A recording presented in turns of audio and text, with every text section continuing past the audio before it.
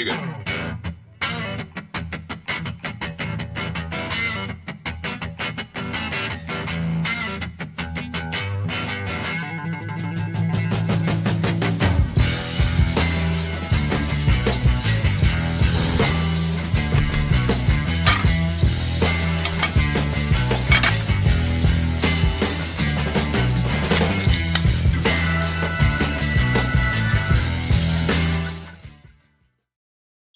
And welcome back to another episode of Building the Board.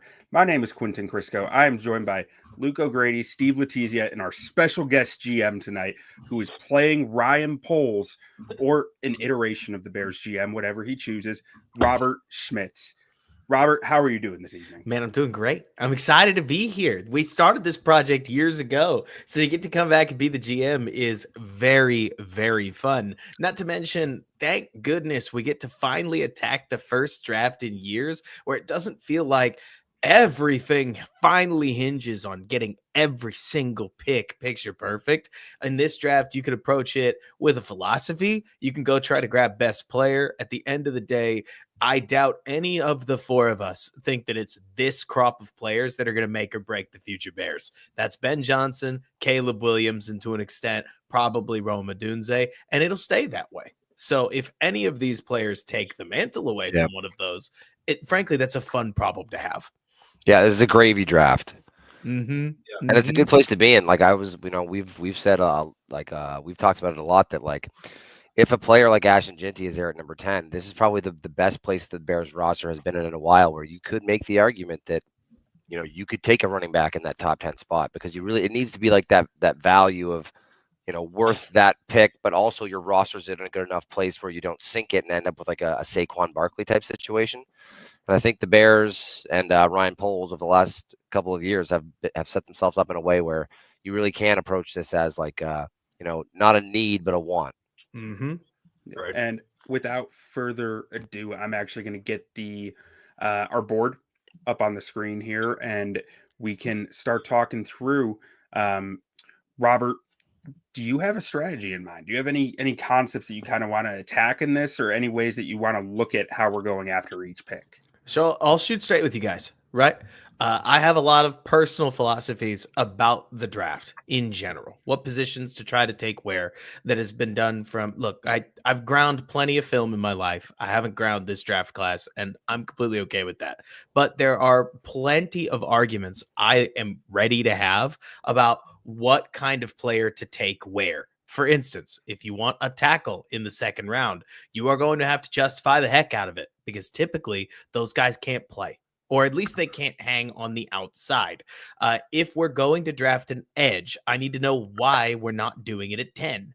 If we're going to draft a running back, how much better are they than the guy I can get at 41, let alone 72, in what's supposed to be a generational running back class? So I'm going to try as best I can to be the GM that, he's got his own opinions, but he's also been listening to the Lytics team a lot. So how are the scouts going to handle like just data? For instance, we're looking at Colson Loveland and Tyler Warren. Well, they better be good, because the history of tight ends in the first round is grim, unless you're talking about Brock Bowers. And Brock Bowers was somebody that in our own 2024 draft profile on Building the Board just last year, we said, this guy's it. If anybody's going to be it, this guy is going to be it.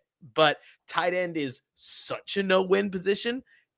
I still don't know if you can. He was just fine. But it still begs that question, just like you said, Luke. Are you drafting Saquon?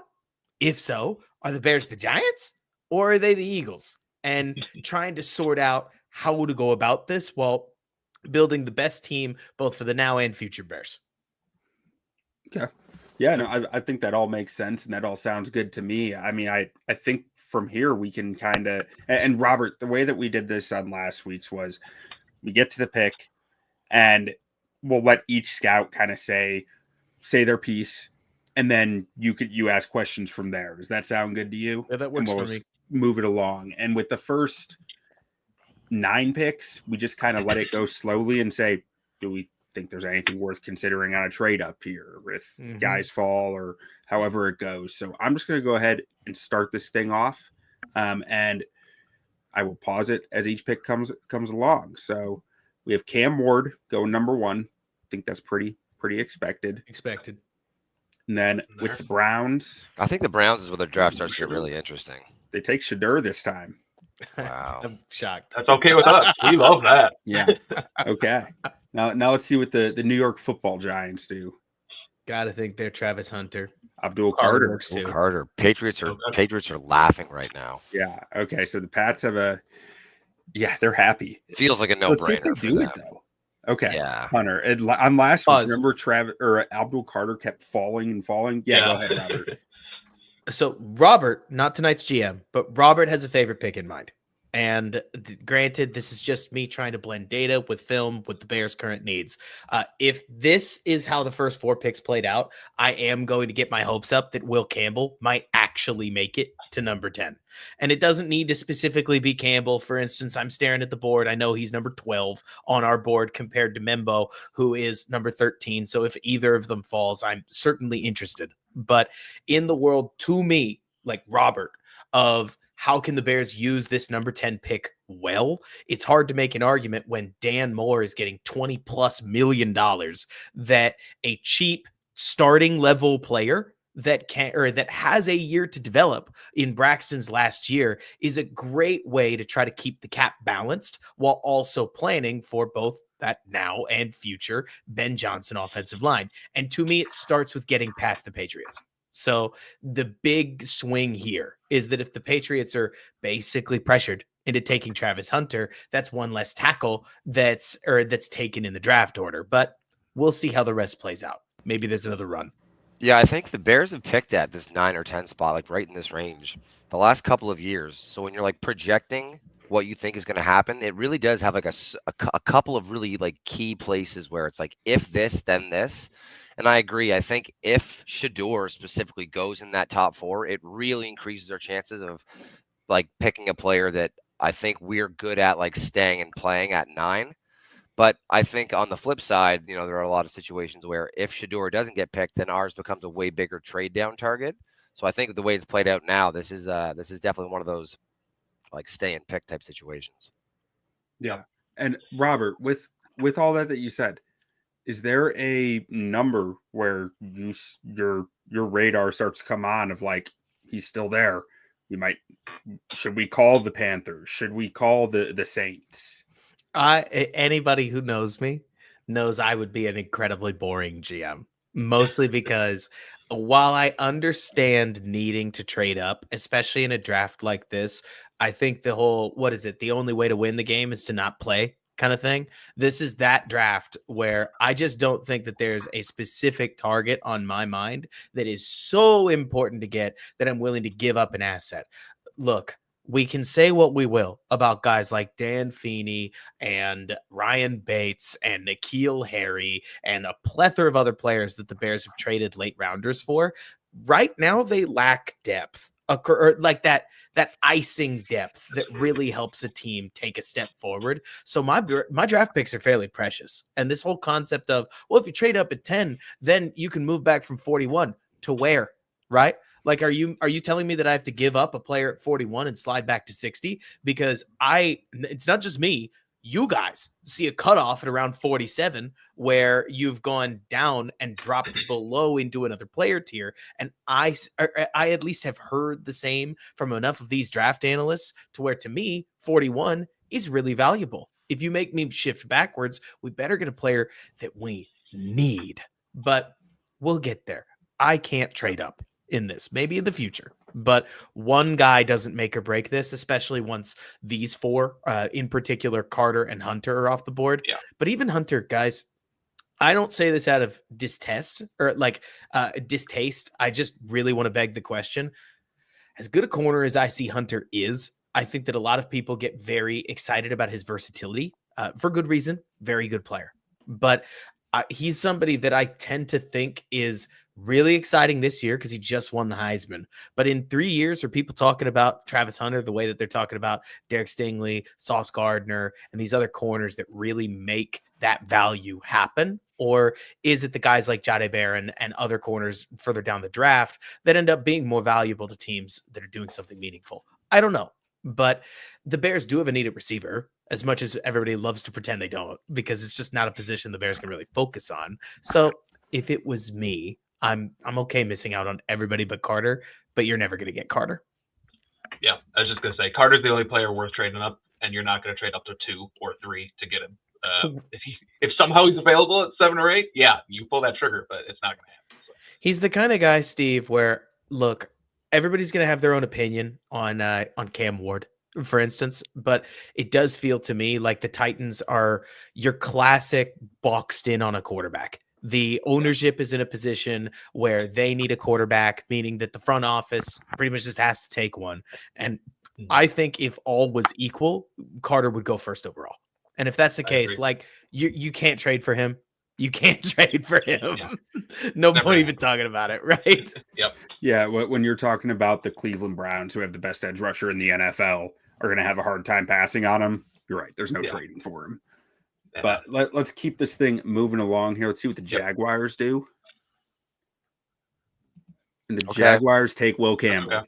Happens. First domino has fallen. Let's see what the Raiders got.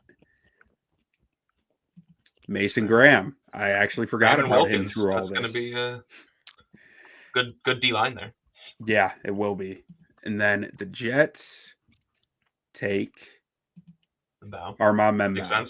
Well, I'm starting to feel like we're going to be boxed in on the hot button pick here. I think so too. It's trending that way. And then 2 picks away, we got the Panthers. There it is. There he goes. Okay. Wow. They just paid their Yeah, probably not so likely in real life, being that they just did pay Chuba Hubbard. Mm-hmm. But hey, it just means that there's probably another player there for us. It might mean somebody else takes him for what it's worth. Like, I could see the Panthers potentially moving back so that somebody else could come up and take GT. Trouble that I've been having for this entire offseason is that the closer we get to the draft, the clearer it is that I don't like 7 players more than GT either. Right. So I understand other GMs potentially looking at this, including Bears fans. As ridiculous as I theoretically think it is to draft a running back in the top 10, y'all know me. Like, I'm too tied to data. It's the obvious data. It's pretty much proven at that point. The problem is I've also watched too much tape not to know what a special running back would do for this Bears offense and how bad a need it is. As much as we like to talk about Swift and Roschon, Bears running back room is in sore need of a player. It's in need of more than one player, to be honest with you. And I do plan to address that. But it's complicated, right? If GT is the pick at 10, I think I'll get over it. And by that, I mean, I could be excited. He's an explosive player that has contact balance for days, and he's able to create a 70-yard touchdown out of a 15-yard gapper, something that we haven't seen anybody do in a while in Chicago outside of Swift, who does it on accident. But I do think he's going to get taken before the Bears get the chance to, right? Like, yeah, he was the popular mock target, but the further we get, the further the tight ends come down the board. And that's almost a shame because that means I have to take one or not. We'll see. Yeah. All right, let's see what the Saints do here. And then we are on the clock. And the Saints take Tyler Warren. Okay. Wow.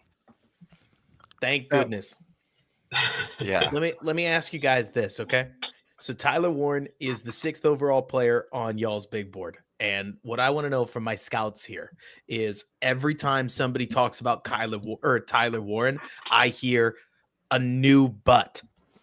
But he's not that great a blocker. But he doesn't move super well. But he's athletic, but he's not that athletic. But most of his production came from scheme to touches. Where's the and? Like, where's the part that makes him an exciting player? Because I keep hearing people hedge like they're scared they know in the back of their mind that he's the next tight end to get overdrafted and underproduce.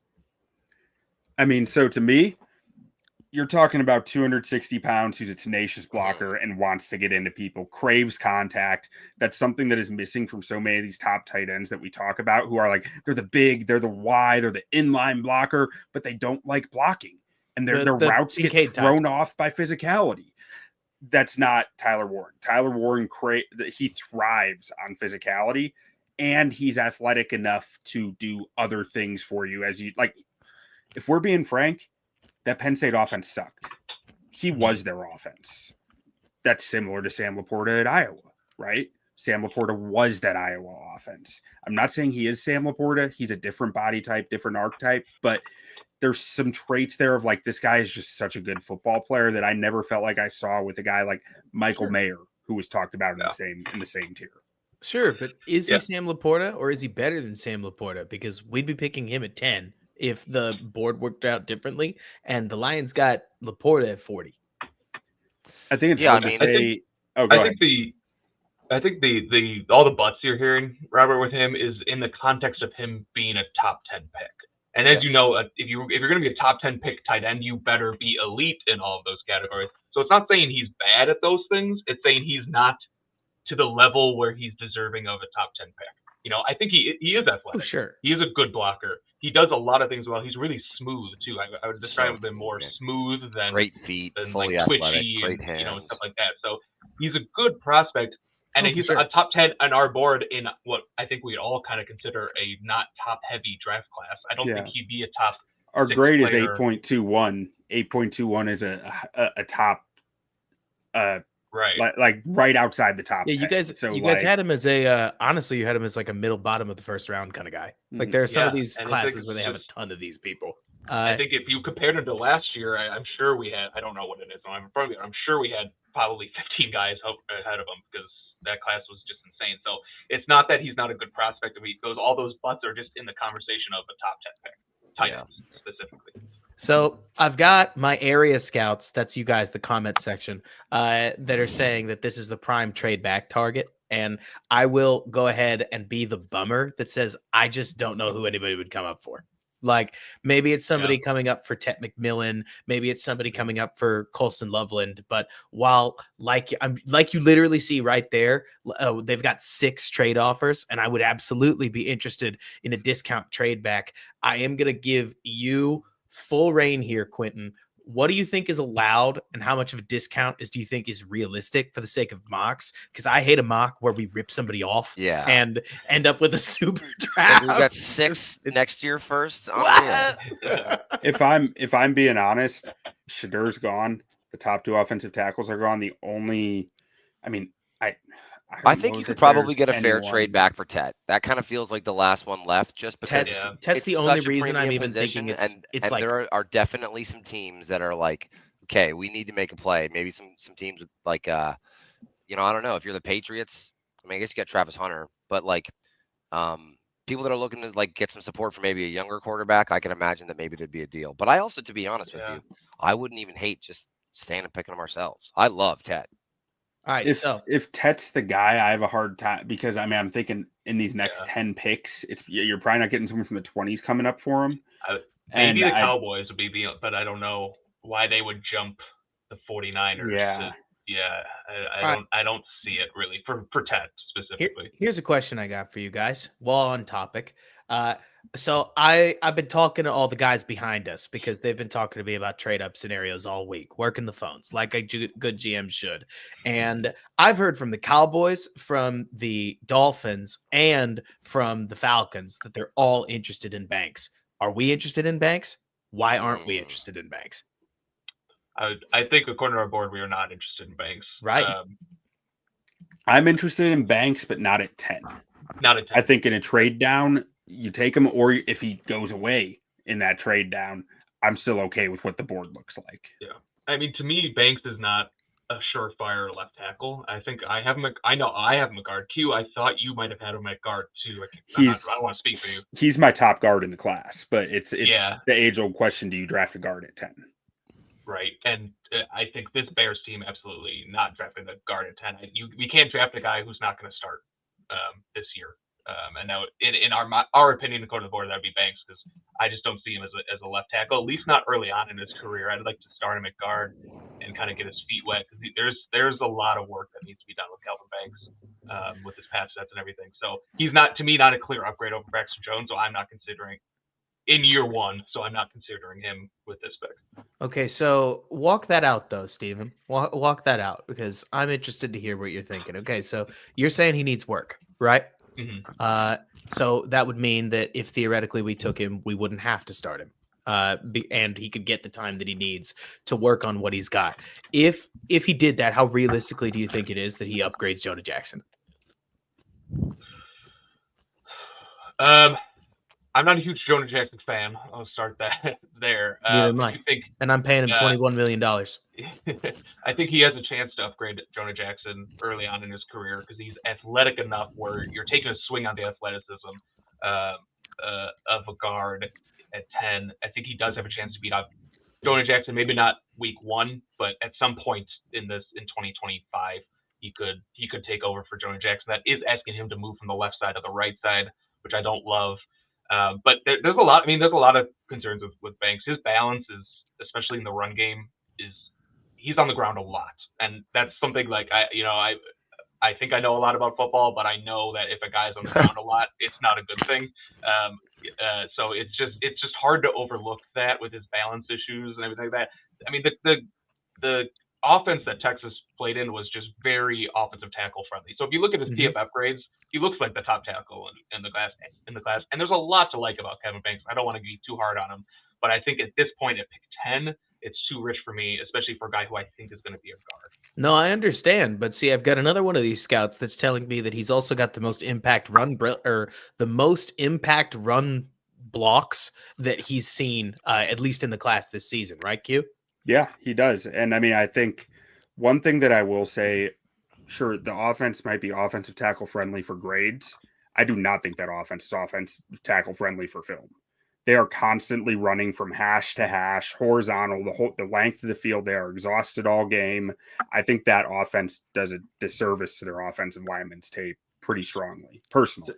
So shooting straight with you guys, right? I think it's important to remember, I don't think we're trying to replace Joe Thuney anytime soon, but I think he's only on the contract for 2 years. Well, yeah. I mean, I'm haggling with his agent right now, and the guy's not backing down. I mean, everybody wants the Hunt deal, which is very worst. Kelvin Banks gives you a good negotiating chip, Ryan. That's the thing, right? It's exhausting out there. I mean, everybody wants the Hunt deal, including the players that aren't any good, and so it's tough for me just staring down this situation because I want to be able to manage a cap. I want to be able to provide Caleb the protection that we can offer him, and trust me, Steve, I would love to take a good left tackle here, but there isn't one, at least from what I'm seeing. And that's purely because, so y'all have Simmons at 10. If Simmons's knee is good, I would pick him. We're going to operate under the assumption it's not, just because I think that makes this both more intriguing and more potentially realistic because, so at least as I think about this, right? Let me ask you guys, from a cost effectiveness perspective, is there any position that looks harder to maintain than your offensive line unit right now? Because we're paying Dahlman, like you're probably trying to extend Thuney. You know that right extension is going to be probably $25 million a year, like with the way that this thing is trending, if not more. So you've got to get some youth in this offensive line. I'm with you, Steve. I want to move on from Jonah Jackson if I get the chance. But also, we've got a lot more than just Banks to talk through. This one may be a little bit, because I would love to hear at least the argument on Tet. But moreover, before we get too deep on the Tet thing, let me ask you this, Luke, just skimming off the top. Do you think that there's 3 receivers worth of volume in this offense? Because Ben did not get the tertiary weapons much play. Yeah. It's probably not if you're looking at it as the Lions model, but I don't think that you try and overreach for someone that you have a lower grade on per se, just because you have a lot of people in house. I think it gives you some flexibility with DJ Moore, even though you did lock him in. I think he still has 3 years. I just think he's that good of a prospect. I just think he's a great player, and that's coming from a guy that really does not like big, tall receivers. I just loved his film. No, I know what you mean. And I think he can do some of the stuff that I don't think necessarily Rome and DJ Moore are the guys for more like goal line type stuff. And even then, his agility and movement for the size, allows him to do stuff that you would ask for Rome and and DJ. It probably would be an embarrassment of riches at the position. If there was someone there that I thought, I would be banging the table for at 10, then I can imagine going a different way. I think we should go back and look to see who the people trying to trade up are. I think there are some teams maybe down to the 20s that do make sense, and if the value's right, we could logically actually make that move. But as much as these are guys that we've decided grade wise are people that we're willing to take and stay at 10, in a perfect world, I don't really want to take any of these guys here. Well, as a matter of fact, I did want to ask about just 2 more at least. So first of all, actually, I guess we'll do 2.5 because I doubt this will take very long. Does anybody here think one of the edges is worth drafting? I want an edge. I covet an edge. But if my scouts say no way, then we can't. Yeah, I don't think there's an edge worth drafting this high, especially with, Mike Green maybe, but with the off-field concerns, I don't think we're good. I think we're staying away from him. Coach Allen Allen's going to use him. Coach Allen already told me he doesn't want to use him, so we can't draft Mike Green. So in that case, there's not, in my opinion, there's not an edge worth drafting here. But if we want to increase our pass rush, there is a pass rusher we can get right at this pick. Our 7th-ranked player, Derek Harmon, is, in my opinion, the best pass rushing defensive tackle in the class. He's not that edge player that we need, but I'm not going to reach for an edge player over a much better defensive lineman in Derek Harmon. He improves our pass rush, makes it, pushes the pocket, makes it Sweat's job easier, makes Deo's job easier, makes all those edge rushers' jobs easier. And like I said, I think he's the best pass rushing defensive tackle in the class. So he's the guy that I'd be pounding the table for now if we don't trade back. So to me, it's Harmon or trade back. Because I would love to draft a tackle to replace Braxton Jones. That's my number one priority probably. Board didn't break that way. I'd love to draft Ashton Genty. He's a difference maker. Board didn't break that way. So I'm moving to the defensive side of the ball, and Harmon's our best top ranked defensive player. So as offensive line, or as the league basically experiences an offensive line arms race, it is very obvious that we are also experiencing a defensive line arms race. And Steven, you and I talked about this at the Senior Bowl.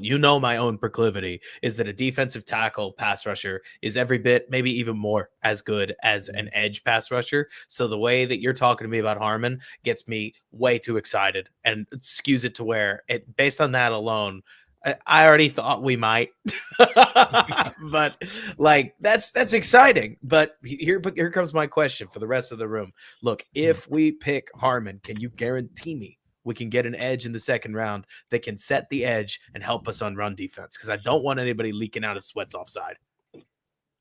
I think so. I absolutely think so. I think you got Jack Sawyer, you got JT Tuimalu, you got a bunch of guys there who are really strong fits for Dennis Allen's defense. Yeah, I think that's a big thing to be. It's an important thing to remember when we're projecting who we want to target and where they might be. Is that Ryan Poles, as you know, and Dennis Allen have been very vocal about addressing that edge position and doing so in a way that fits the mold that Dennis Allen has at the position. So when I look at someone like a Mike Green here, as much as I love to play, he has the allegations, but he also just doesn't really fit the mold. I'd say staying at 10, the only player that would make sense is probably Shamar Stewart as far as a mold type thing and a value type thing. And I don't love that pick. So I know that CFC and Quentin have watched more than me, but when you're looking at 39 and what is it, 41, 45, 39 and 41, is there someone that fits the mold and you think is worth that value? Yeah, I think also with one, we have 2 guys who can set the edge kind of already on the edge. So that's, if we're just looking for big bodies to take up space on the edge and stop the run, we have 2 guys and we can get more guys later on. Q, you mentioned some guys in round 2. I think even Savion Jones, Jared Ivey in round 3 are guys that fit that role as well. And I think especially Savion Jones, I think is a guy you can get later on or Jordan Birch too from Oregon, 2 guys who can set the edge in the run game, but also give you maybe a little bit of pass rush juice potential as well. So I think that role is something you can get on day 2 for sure. Tell me about Loveland before we make a decision. So are we looking at Evan Ingram? Are we looking at better than Evan Ingram? What kind of weapon is this? I think you're looking at George Kittle on the best case. It's a big thing to say. I do. I really think you are looking at George Kittle on the absolute ceiling of his potential. The question that I have with him is he's already dealt with some injuries. He has a skinnier frame and he throws his body around like reckless abandon. So I also think there's potential for him to be Tyler Eifert because of that. Yeah, I just don't think it's. I mean, you want to. I know you said you're a statistics guy, and I just don't think that there's value in drafting a tight end in the first round.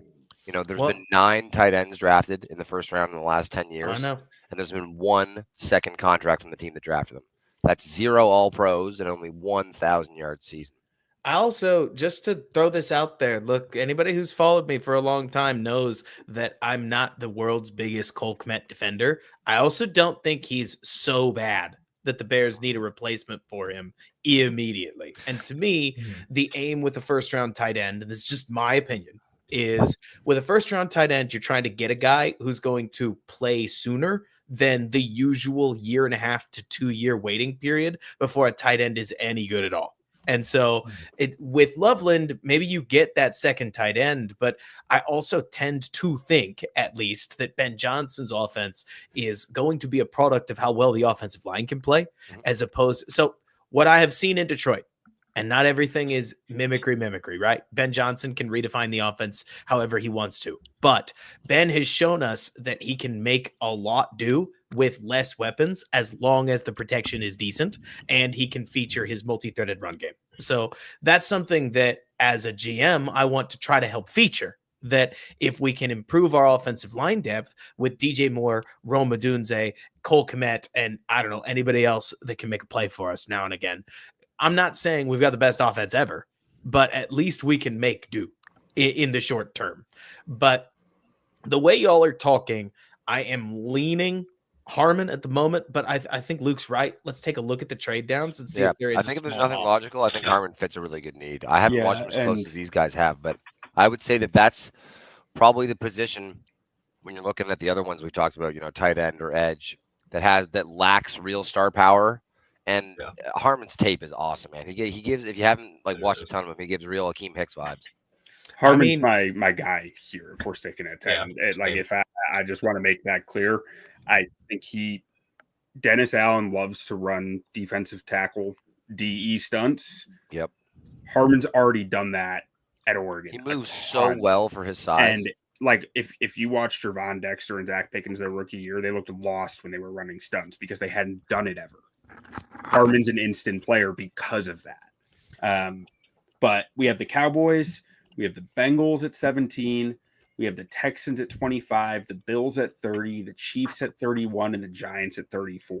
I mean, I guess, I don't think the Bengals are going to be trading up. That seems like one team that needs as many picks. You don't think they're moving up for Tet? Yeah, that would be something. The Cowboys could potentially. I could see that they need another wide receiver badly. They need another. You think we could get? You think we could get 149 to go back to 12? Take Harmon. Yeah, I think. Yeah, that. I don't know what that, but I think that I would do that because I think you can still get Harmon at 12 if they accept that. I mean, I know we can in the simulator. I think that's reasonable. I think that's. I'll bring up the trade calculator here and see what we might. To be fair, Luke, I am going to attempt to pick losing trades. That is on purpose. I actually agree with you. I know what you mean. Just in that these trades will let you just completely bargain. He will let you just dog walk. I know. I'm gonna try and grab. You guys think we can get Parsons in as a throw-in? Hey, they need a new contract. What would they do? I think 149 is. They'd probably value him as like a round 2 player or something. Though the Bears actually can't afford him right now, so there is that problem. But what does this trade look like? Luke, did you look it up? What's the value? I think this is probably an underpay, I would guess. Yeah, I mean, I think we're losing this trade pretty handedly. But that's fine for that. What this year is. We kind of need to pick. Well, we got to pick that range, but I do think teams. I do think teams are typically very they're very tight with this year's draft capital when you actually get to draft night. Like most of the time in this case, if you actually wanted to make even value, you'd take a future 3 or something similar. But I don't want to because I'm impatient. And you know what? That's how I'm running the board. And so, especially because it is my goal. I've come in with one edict, and that is that I am going to double dip at running back. So an extra 5th rounder helps me do that. because there's going to be a player there that is going to help us. And chances are, not that I want to write the story for myself, but Steven, you're the O-line guy and also D-line guy. You think in the 5th round we could find ourselves a run stuffing DT? Oh yeah, there's actually a lot of run stuffing DTs in this class, and music this class to is so my deep ears. we at 148, 149, we'll be able to get a run stuff. Like you'll be able to get someone. Tackle. Yeah, sweet. So I like the idea of going Harmon, getting that pass rusher, and then at 150 getting a nose tackle. And then also, if we want to double down on running backs, that's fair too, because this draft class, running backs and D tackle, those are the positions. One thing that drives me crazy, this is an aside from my GM character for the night, is I will hear football fans talk all the time about how they love the way the Eagles are building their roster. Howie Roseman is the man. And then they will campaign for picks that Howie Roseman himself would never get caught dead making. Howie Roseman would pick another defensive lineman in the 1st round, because when you've just got waves and waves and waves and waves of players, that means that you get all of the dying embers of Grady Jarrett featured on limited snaps. It means that Brandon Graham has played for 20 years. Gervon Dexter never looks exhausted, because he had moments where it was clear that it was almost as if they asked him like, hey, can you go another series? And he said, yeah, coach, because that's just his attitude. But dude needs to come off on some of those scenarios. Deo can do enough for us out on the edge just to keep this thing playable, at least in the short term. If Harmon is the guy that you guys are telling me he is, he could become a feature piece that helps create a defense that gets Caleb the ball back and helps us really step on some people within the division. Yep. So the trading back, getting 149 is like a minus 5% value for us. So I think that's something that they would definitely accept. That sounds right. If we want to take it, or if we want to take Harmon right now. I'm okay taking it, because I think this is fair. Like, I think that is realistic. If the Cowboys wanted to move up this year, like that's probably lower than what the actual cost would be, but like it makes sense for what the draft capital is between these two teams. I also think Poles is a huge fan. We've seen it twice now, right? Of the minor step back, the he trade for an extra pick. And so I think I was looking at sorry, I disconnected. I was looking at the trade value chart, and I think if we offer 10 and something a little later, it actually lines up pretty nicely with 12 and 76. It's only about 100 points off without an extra pick from us, and that would probably seal the deal. I'm good with whatever you guys want to do for the purpose of a good mock. The more the more that we get in terms of capital, the better haul we're going to get by picking a 149 intentionally. Not only do we create a loss, but also you guys get to talk more about the 5th round. So It's really a matter of where'd you do your work and what do you want to feature. My general thought is you're going to have to really pry 76 away from the Cowboys, because they have too many needs to only have 2 picks in the top 100. I think it's probably realistic. That's my initial thought here in that. Yeah, I think maybe you could get 149 in next year's 5th or something like that. But I don't think that's just nitpicking. That's just the 149. Let's take it. Yeah. They took our trade. Everybody in the draft room clapped. Accepted. Who they go with? Who they trade up for? Tet, probably. Derek Harmon. Matthew Golden. Got the speed. And then Jahdae Barron went off the board as well. All right. San Francisco. Go ahead and draft our guy. Yeah, I mean, I think it's Harmon. Pull the trigger on Harmon all the way. That's if we get Harmon and what is that, a 5th round pick? Man, that's a great deal. I'm gonna scroll awfully far. PFF doesn't know. PFF thinks it's a reach. I'm good with it. That's why it's our board. And truly, I am such a waves of pass rushers guy. I personally think that. So to me, really the only big take that I generally have on the state of the NFL right now is that free agent defensive and offensive linemen probably blew up by the whole cap percentage, if not a little bit more. It is crazy the premium on trench players right now. So for me, as I know it used to be a meme idea 2 to 3 years ago, but the all beef draft is a legitimate option for not just the Bears. It reasonably should be for any team. which is where I think this gets messy. That if there is one piece of the what is draft media getting wrong, I wonder if that's going to happen more than we think, and that the JTT types aren't going to last past 30. And everybody's like, whoa! And it's just a run on all of the talent that plays in the trenches and leaves a bunch of talent on the board that people thought would last longer. I'm interested to see who has fallen. Or who've we lost off the board? Let's see. We can go back up here to see. So Jalen Walker, Jihad Campbell, Tet McMillan, Will Johnson, Shamar Stewart, Josh Simmons, Mike Green, Kenneth Grant, Michael Williams, Donovan Ezaraku, Mecca Egbuka, Kelvin Banks, Malachi Starks, Tyler Booker, Gray Zabel, Walter Nolan, Omarion Hampton, Nick Imenwari, Colson Loveland, James Pierce, Elick Aomanor, Josh Connerly, Nick Scourton. Ooh, we were so close to getting Scourton. Luther Burden, Darius Alexander, and Tyleek Williams. All right, so I'll ask my scouts. Obviously, we need a running back. When's the latest you guys think we can get a player?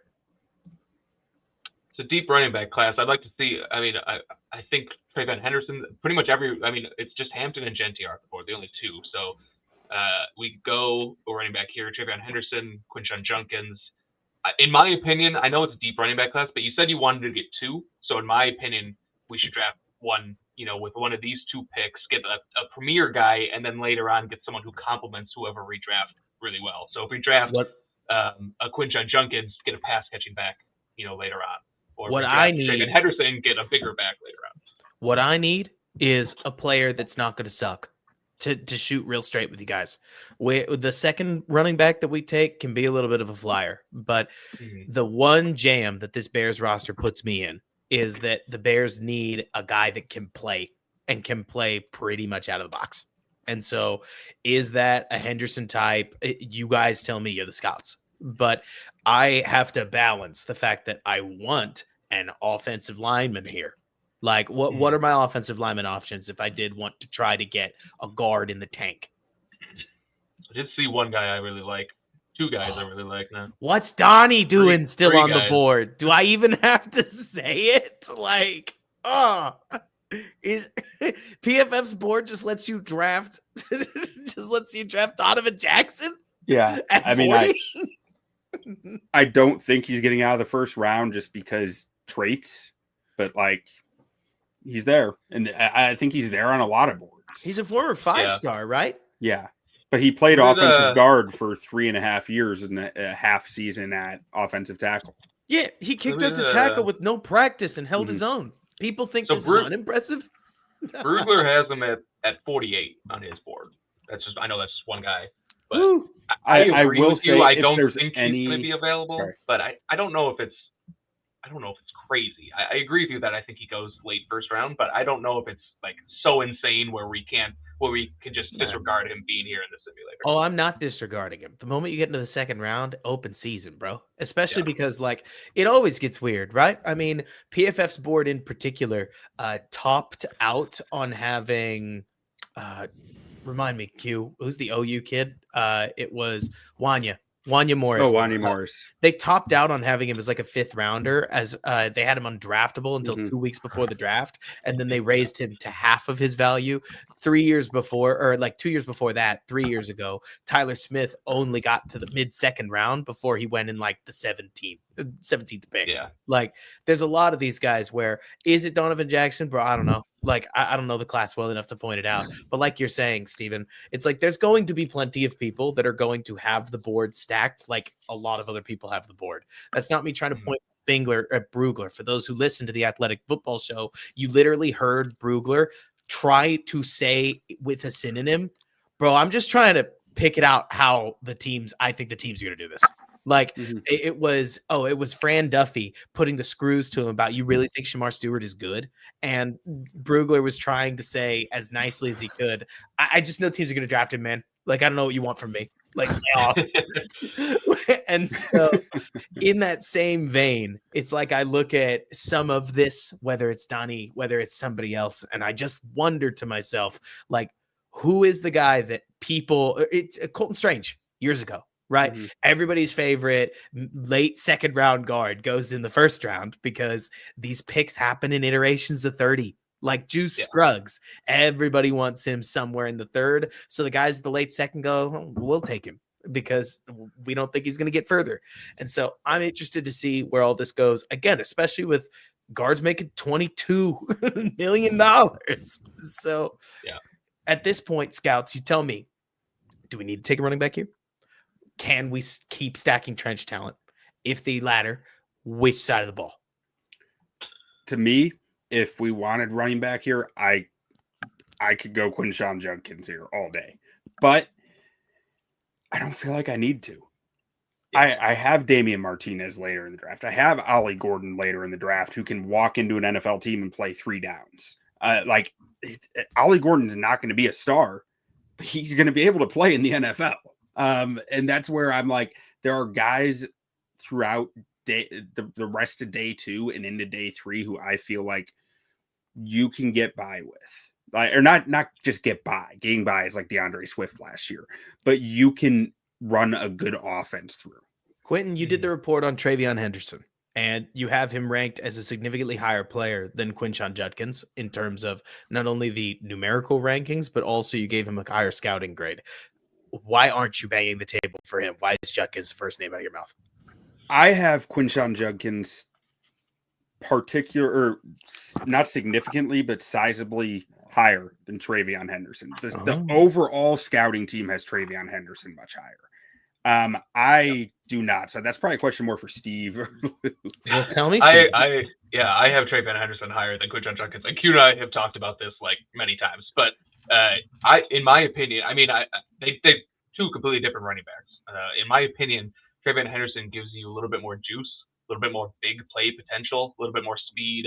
I don't think he has the between the tackles ability that maybe a Quinshon Judkins has, but he provides much more value as a pass catcher. He's probably the best pass blocking running back I've ever scouted, which I think I weigh very heavily.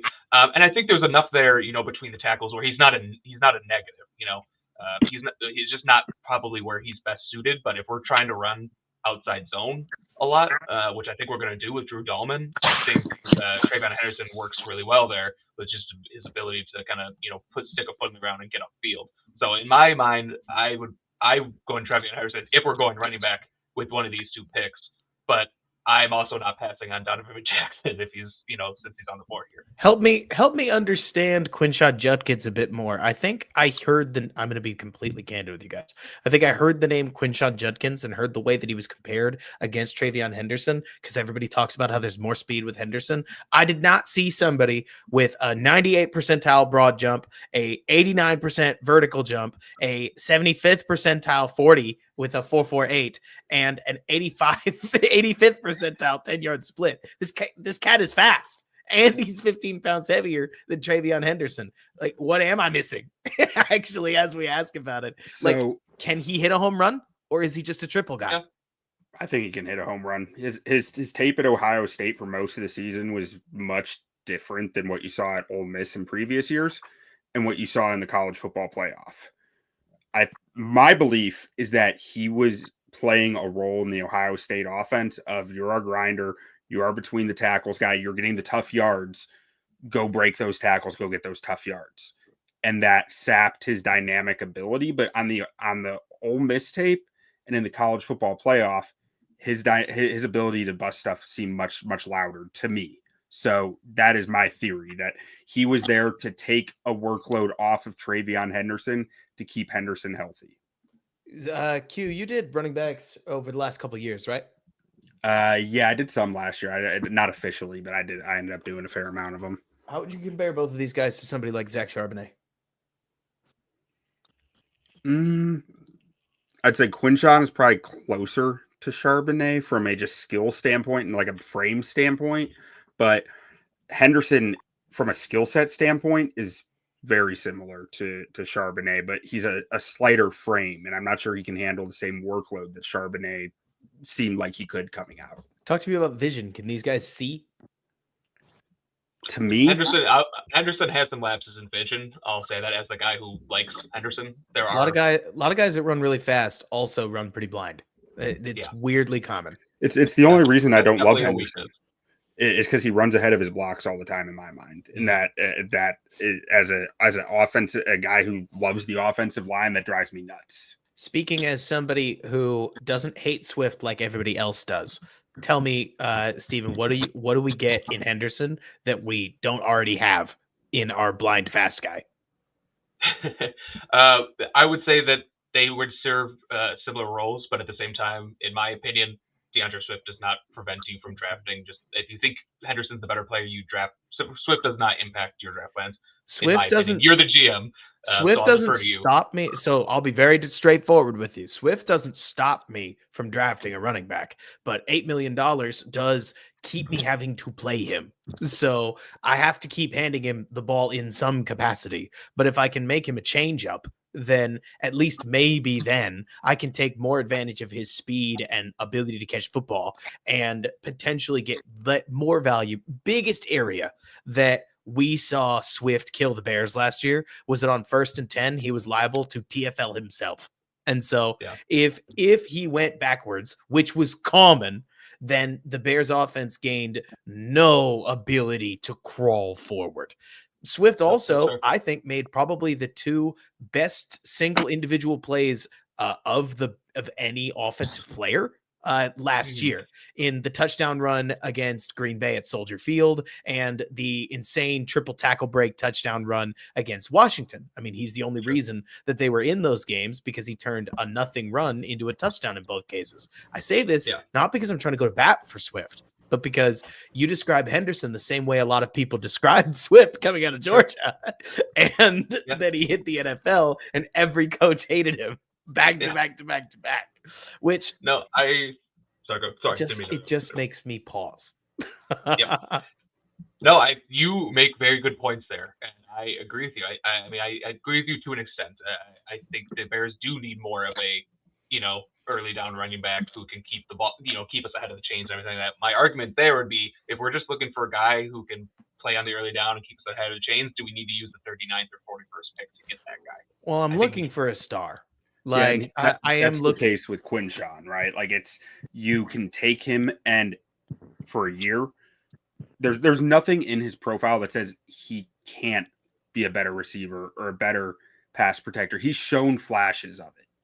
So it's about making those flashes more consistent. You're saying this guy could be a real 3-down back in a year or two. Well, your comp makes a lot of sense to me, Quick Q, based on the way you talk about him, right? Like Nick Chubb, where if we were going to think of a middling comp, it'd be closer to like Khalil Herbert when he's good, basically. But like the way that I'm thinking about it, if I'm seeing the vision you have for Judkins, is somebody that you trust when you hand him the ball. Like he's somebody that can take a gap for good yardage. Just to be clear, by the way, I'm mostly talking about these running backs because I'm thinking about 41. So we might be a little distracted. If we're taking a trench player, who are we taking? I need somebody to just care. Donovan Jackson. I think it's Donovan Jackson. I mean, you said earlier, where we first started this, if we're taking a tackle in round 2, most tackles in round 2 suck. I think Donovan Jackson doesn't suck, but I think there's a chance that he's available here because he just doesn't have a lot of left tackle tape. You're thinking of him as like a Banks light, where it's like people are always going to assume that's a guard, but what if he's a tackle? Like that kind of thing. I rewatched it. I a few weeks ago when we did the last one, I had him as a guard who can play tackle. I rewatched him again because Q, had him as a tackle, and I trust Q's opinion. And I came away thinking this guy can play tackle in the NFL. Worst case, you got a good guard. So you have that kind of fallback plan. So I think he can compete with Braxton Jones right away. Even if he doesn't beat out Braxton Jones, you have a guard. or maybe a tackle in 2026. Like he's just so versatile that he gives you so many different options. You can go with the offensive line. I think it makes a lot of sense. I'll tell you, I don't know where the pipe is going to burst, but as a GM, I think we're going to lose one of our offensive line veterans within the next 2 years, and I would rather be prepared for that than not, especially given the investment that we're inevitably going to make in our quarterback. So if y'all want Donovan Jackson, I am fully comfortable sending the pick in. Yep. Yeah, I feel like Donovan Jackson here is similar to getting Will Campbell at the 10 spot. It's a guy that you don't need to start right away, gives you versatility along the line, and gives you some insurance for Braxton Jones in a contract year. Mm-hmm. Yeah, it's an easy pick to me. Easy. Yep, agreed. Okay, so then that begs the second question. All right, so we've talked it out. So far, Steven, you'll win another argument in the future, but I think Quentin's got me thinking about Judkins if we're taking it back. But are we taking it back? Luke, I want your take here. Do we need a back? I'd like to hear from Steve and Q on the edges. I'd also like to look at cornerback. I think that's a bit of an underrated need. And then also safety. I would say those as far as having a chance of not having two quality starters at those positions. I would say those positions are the ones I think about the most. The edge class here, I don't love. I think I'm a little bit lower on Landon Jackson, who's the top guy on the board. I love Braden Swinson. I don't know how much Dennis Allen's going to love Braden Swinson. Right. I could go either way on that one. He's that in-between guy. He's that in-between. It's like maybe, I mean, if he likes him, then yeah, I'd be pounding the table for him here. But I don't. My gut says is leaning no on Braden Swinson. And the other guys, JT, I think it's a little high for him. Oladejo, a little high for him. Jared Ivey, too high for him. We're getting too far down with these. Do we have enough guys? Not to make it too simple, but for instance, I hear what you're saying about too high for him. I think you got to add 10 picks to a lot of these edge defenders because teams take these guys too high. And so, for instance, to use a silly example, I don't reasonably think you could trade back from 41 and still get JTT, even though I think that probably 50-ish is about where he should be. So the better question that I'm going to ask my scouts here is, do you guys think if we play Deo more at edge than inside, that we have enough bodies out there to hang for 60 minutes of football against tough divisional opponents that are going to be trying to run against the edges of our defense? We cannot lose these. I don't want my corners tackling more than they have to. That's how they get hurt, and we don't have enough of them. So this is a floor spot to you. This to me is about adding talent that you just can't get another way. The data is pretty clear that after around pick 60, edge hit rate drops into the tank. I mean, and that's taking hit very generously. The moment you're out of the top 15, you're not looking at edge ones anymore. And I framed it as floor versus ceiling because Landon Jackson and Olafemi Oladejo are projects with massive upside, but I don't know what they're going to give you this year. Yeah. And for me, it's not even about necessarily this year. I'm not totally focused on 2025, though I will say, and Q, I know you and I have had a bunch of talks about this. For all the Bears fans listening, this is me shooting straight with y'all. I don't know, what in the world of what's in a year with football, it can feel like a lot, right, guys? Where it's the impact that 11 wins this next year would have, if KOC is any reminder, it can be pretty massive. Where the moment that you hit the ground running, it's like the team locks in and says, yeah, we're winners, and just carries themselves like it. And if you wanted another example, it is my belief that this is the same momentum that's kept the Packers alive for years. I do think it's a self-perpetuating thing that winners win and losers make mistakes. And it's fine. It's not something that I'm trying to spend too much time thinking about because, I don't know, football mysticism doesn't get you very far. But it is worth at least begging the question, right? On, do we have enough to roll the ball out and play good football tomorrow? We've already chambered something for the future. That's our Donovan Jackson pick, who I just don't think is going to start for us in 2025. And I'm fine with that. So we've got Harmon, who's not going to hit his full potential either, because the guy you guys keep comping him to is a grown-ass man. And this boy is going to need to add some weight before he really hits that. It'll probably be a year, like it is with a lot of defensive interior guys. So really my question, I'll ask it again, is do you think we have enough on the roster with Austin Booker, Deo, and Sweat to defend the edge well? Or do you think that I'm going to have to go find what doesn't exist in free agency? Or do you think I can actually get a player at 72? Steve, can Savion Jones play this year? I haven't watched him, but I know you're higher on him. I think he's more of a future pick. I think he could probably set an edge this year.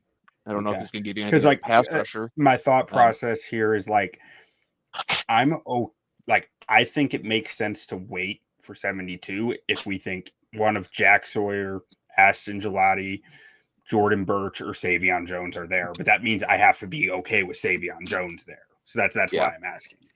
I would be okay with Savion Jones at 72. I think when you get to 72, any of those guys are going to be – any guy you're drafting at 72 is going to have flaws. You know, you're not – like Robert, you said, after pick 60, the edge rushers are few and far between. To me, I don't know. This is tough because, Robert, you made some really good points. I just don't think – I'm almost okay just waiting on edge, maybe even – to either 72 or even just, till next year, because I think you got Javon Dexter who can play maybe a little bit on the edge, at least on early downs. That could help that out a little bit. But I don't know. The answer to your question, no, I don't think we do have enough.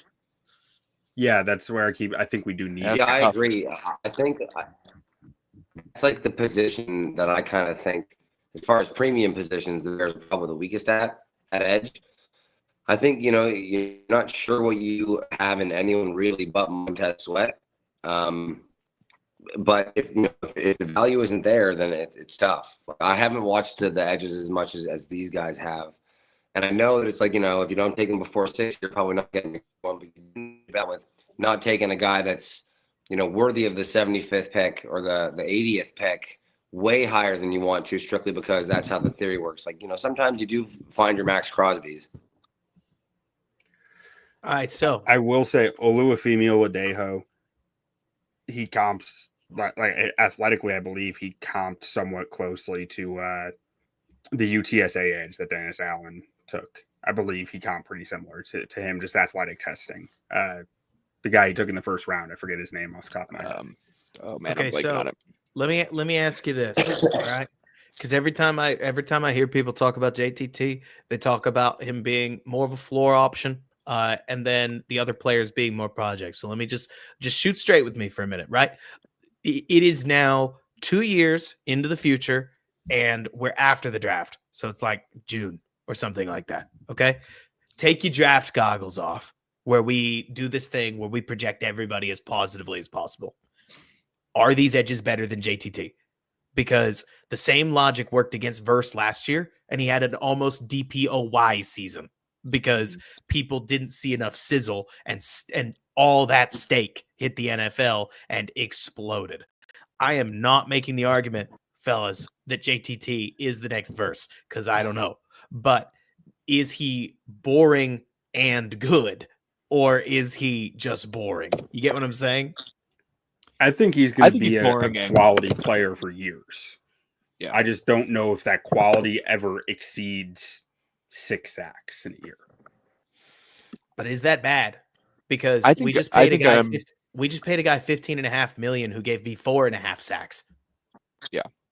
I think I'm okay with JT. I think it's a slight reach, but not egregious. And I think he gives you, like you said before, we lack depth. We need good football players. I want to do what I can to finish the team, which if G&T had fallen, that's an option, right? And this is probably more defensive line than I think a lot of people would be interested in, but that's the Howie principle. I am a Howie acolyte. I am what I am. And I think when I hear one of my area scouts talking about how we've got trench, we need more weapons. I don't believe you ever have enough trench, but this would get us as close as we could get.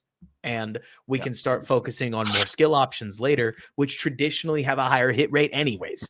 I mean, whether or not I can't speak for like how good Blue is, for instance, but some of these other running backs and certainly tight ends that I'll ask you guys about, it is reasonable for them to perform pretty well. Because statistically, tight ends drafted in the 3rd round, running backs drafted in the 3rd round. This is a great spot for them, wide receivers, etc., etc. But if you're gonna get an edge that you actually expect to play meaningful minutes, I can't not take it, right? Yeah. Like if realistically we're trying to get somebody who's going to play actual minutes, even if it's on second rotation, it kind of feels like the data says you got to pick him here, as does the talent pool. Because you guys wanted to not pick one, and you came back to saying, I think we have to. Yeah. I'm okay with JT here. I like it. I do think if we wait, then you're looking at. I don't think Jack Sawyer gets to 72 in real Neither life. do So I, you're looking really. at Gelati or Birch, who I like too. I think are actually like relatively similar to JT, but I wouldn't want to run the risk of not getting any of those guys. The player that you guys seem to be telling me JT is the player that I want, and that's my feature piece so that we can put Harmon on a spotlight. And we can use Sweat, JT, and Deo to fence in quarterbacks, keep them off the edges, which is huge for us because mobile quarterbacks are getting more popular than ever. And that allows us to have, whether it's Grady, whether it's Harmon, or whether it's Javon Dexter, we've got somebody who's that spotlight piece to go up against the center and go win us a pass rush, collapse the pocket, and make a play. It makes sense to me, if it makes sense to you guys. Yeah, I mean, that makes sense to me. You're selling me on it, and I don't think you can do a project here as much as I want to. As much as I want to sit here and say I think Landon Jackson has ridiculous upside, but one other thing I want to make sense to do that. One other thing I want to speak to, putting my scouting hat back on. Philosophically, I personally believe that there are always good safeties available in the 3rd round or later. For anybody who's asking me about safety or something like that, I just don't think you need to draft one high because safeties are so scheme specific that there is always one that fits your scheme just a couple rounds away. Also, I am not done with you, Tyreek Stevenson. I think that the shift to a more man press or like a press man focus in Dennis Allen's system does not mean you need to throw the baby out with the bathwater after a quite bad season where we continued to see Tyreek Stevenson play island zone, which is just never, ever going to be his game. Does that mean that I'm going to be right? I don't know. But at the very least, Matt Eberflus did us a solid and trained up some decent backup corners to where do I know for certain that we have a CB2 outside starter on the roster? Not necessarily, but I am comfortable living with that risk now that we've improved the pass rush, and hopefully we can quicken that clock, make his life a lot easier. So we're helping the secondary by helping up front. And at that point, you get a nice cohesive feel. And let's get back to the skills because honestly, we're very skill poor right now. Yeah. And I think we're all comfortable with the running back we can get at 72. Yeah. Which also makes this pick, a little bit better. All right, let's throw the JT pick in, and this thing's gonna go like a fury down to 72. We did it so fast. Oh wow, Alfred Collins all the way to 68. That's different. Scatterbo, Junkins, Henderson all gone, but they went at 50, 57, etc. Caleb Johnson too. Johnson before the Ohio State guys. That's surprising. I'll keep this one short. There's one position we need a starter at. You guys know what it is. Who are we picking? Yeah, who? I'm gonna say Damian Martinez before we even see who's available. But let's see who's available. RJ Hart. To me, Damian Martinez. If you like Quinshon Junkins and you like Damian Martinez, I feel like. I have them rated very similarly. I think he's the guy who kind of keeps you ahead of the chains, keeps the ball moving, keeps you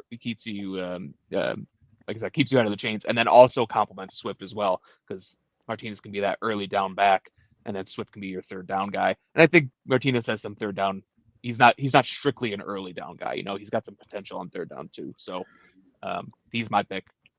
Whereas these other guys like Giddens and Harvey, I feel like are more similar to Swift.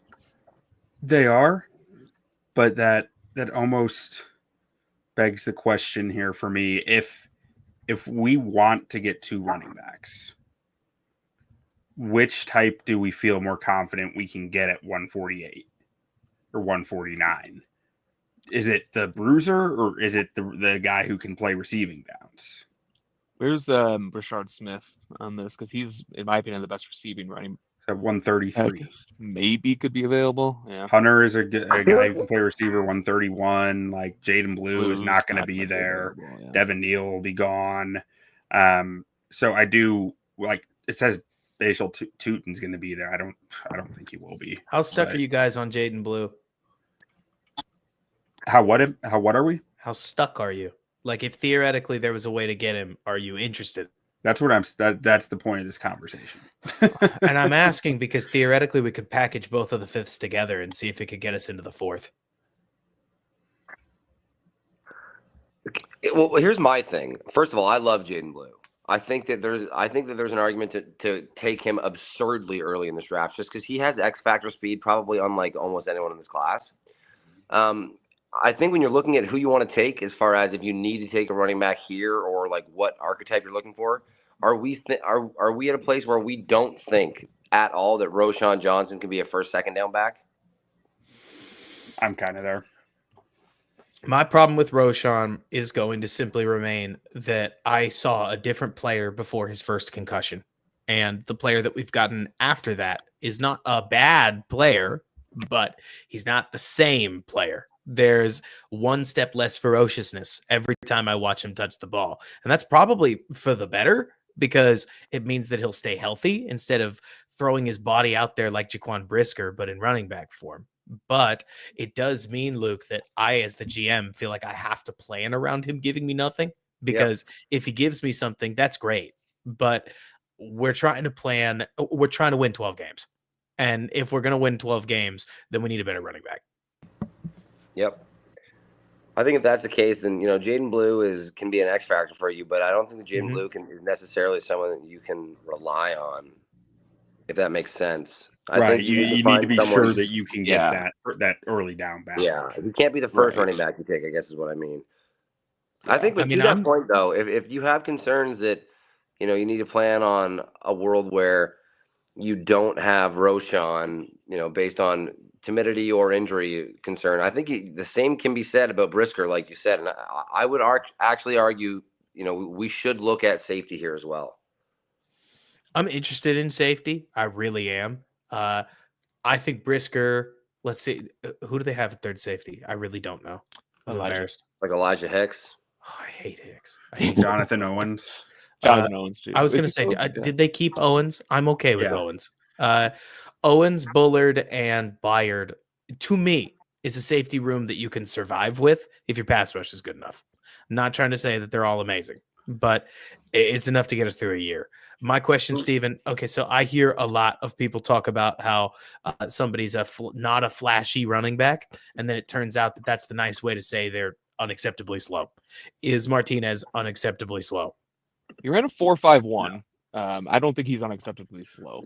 So that's perfectly fine for me. Does he have the elite break race speed? No, but he's fast enough. As I'm thinking through this, I think a guy like Woody Marks and Ja'Cory Krosky-Merritt makes some sense as receiving back targets. And I mean, as I'm thinking through it even more, I'm like, well, you still have DeAndre Swift this year. Yeah. Like, can you really justify doing all this to get a back who's still going to be behind DeAndre Swift? My hot take about Swift that I will challenge you guys with, and you don't have to agree with me. I'm just going to challenge you with him. Everybody hates Swift 2 rungs more than he deserves because he plays football the wrong way. He basically plays the position backwards. Q and I have talked about it a lot. He is as if you're watching a wide receiver play running back authentically. Like that's what you're looking at. But he's going to get you 1,200 all-purpose yards. Like he just is too good in the receiving game in a way that kind of makes you cock your head and wonder why other running backs aren't better at it. Because it's not like Swift does anything insane, right? He's just one of the only running backs that doesn't look like the football becomes like a hot potato. I mean, just envision briefly Khalil Herbert You see that way more often than I feel like you should for guys that touch the running ball or touch the ball all the time. Swift just looks like a normal football player. Same way that when somebody in the NBA hits their free throws, you go, this is normal. Why can't everybody do this? And they just can't. After a while, you get used to it. And so I am not trying to tell you that Ben Johnson is going to keep Swift forever. I'm not telling you that he's going to like Swift at all, but I bet he's going to play him. I bet he's going to get 30, 35% of snaps because he can handle pass blocking responsibilities and you can point a direction and he can run in it. Yeah. But I do want, okay, so Steven, you are winning this argument on Martinez though, because this does sound like the running back that would complement Swift. Am I out of my gourd? No, I think it's a perfect complement to Swift. And I think, to me, he's the best running back available. We need a running back. It's just that simple. Does anybody disagree? Because this podcast also can't go till midnight. Yeah, no, I'm good. I'm good with Martinez. I just need to know that Andrew was already taken. Say that again. Breaking up. I think he was saying, let's see if Andrew Mukuba is already taken. He hasn't been taken. He has not been taken. This is safety one in the class, and without a doubt, first round talent for me. Mukuba was one of those guys where they go, oh, but his run D.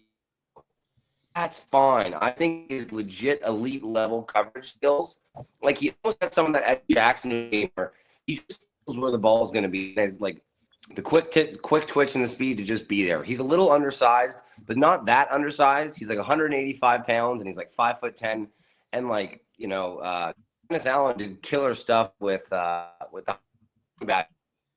Actually, might even be smaller. I would pay on the table for Mukuba, especially at center. I think our running back room is stronger than our safety room. But if we end going with me and Martinez, I'll say great pick. I'm pissed about it.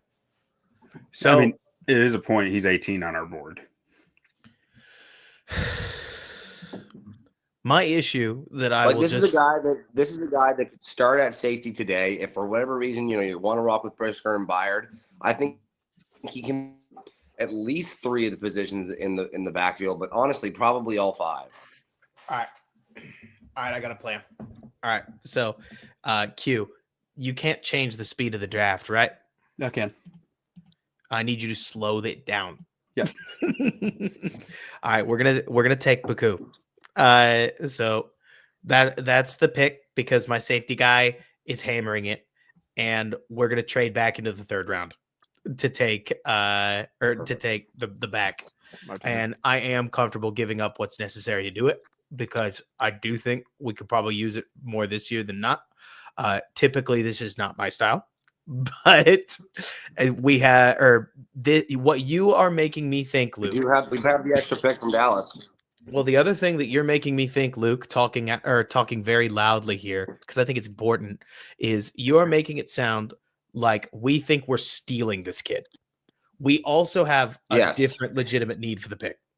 So in this case, we are effectively trading up for Mukuba in this case. Like by taking him here, because in a worst case scenario, if the Jets take Martinez, we will get a different back, but we do need a back, in my opinion, within the top 90 picks.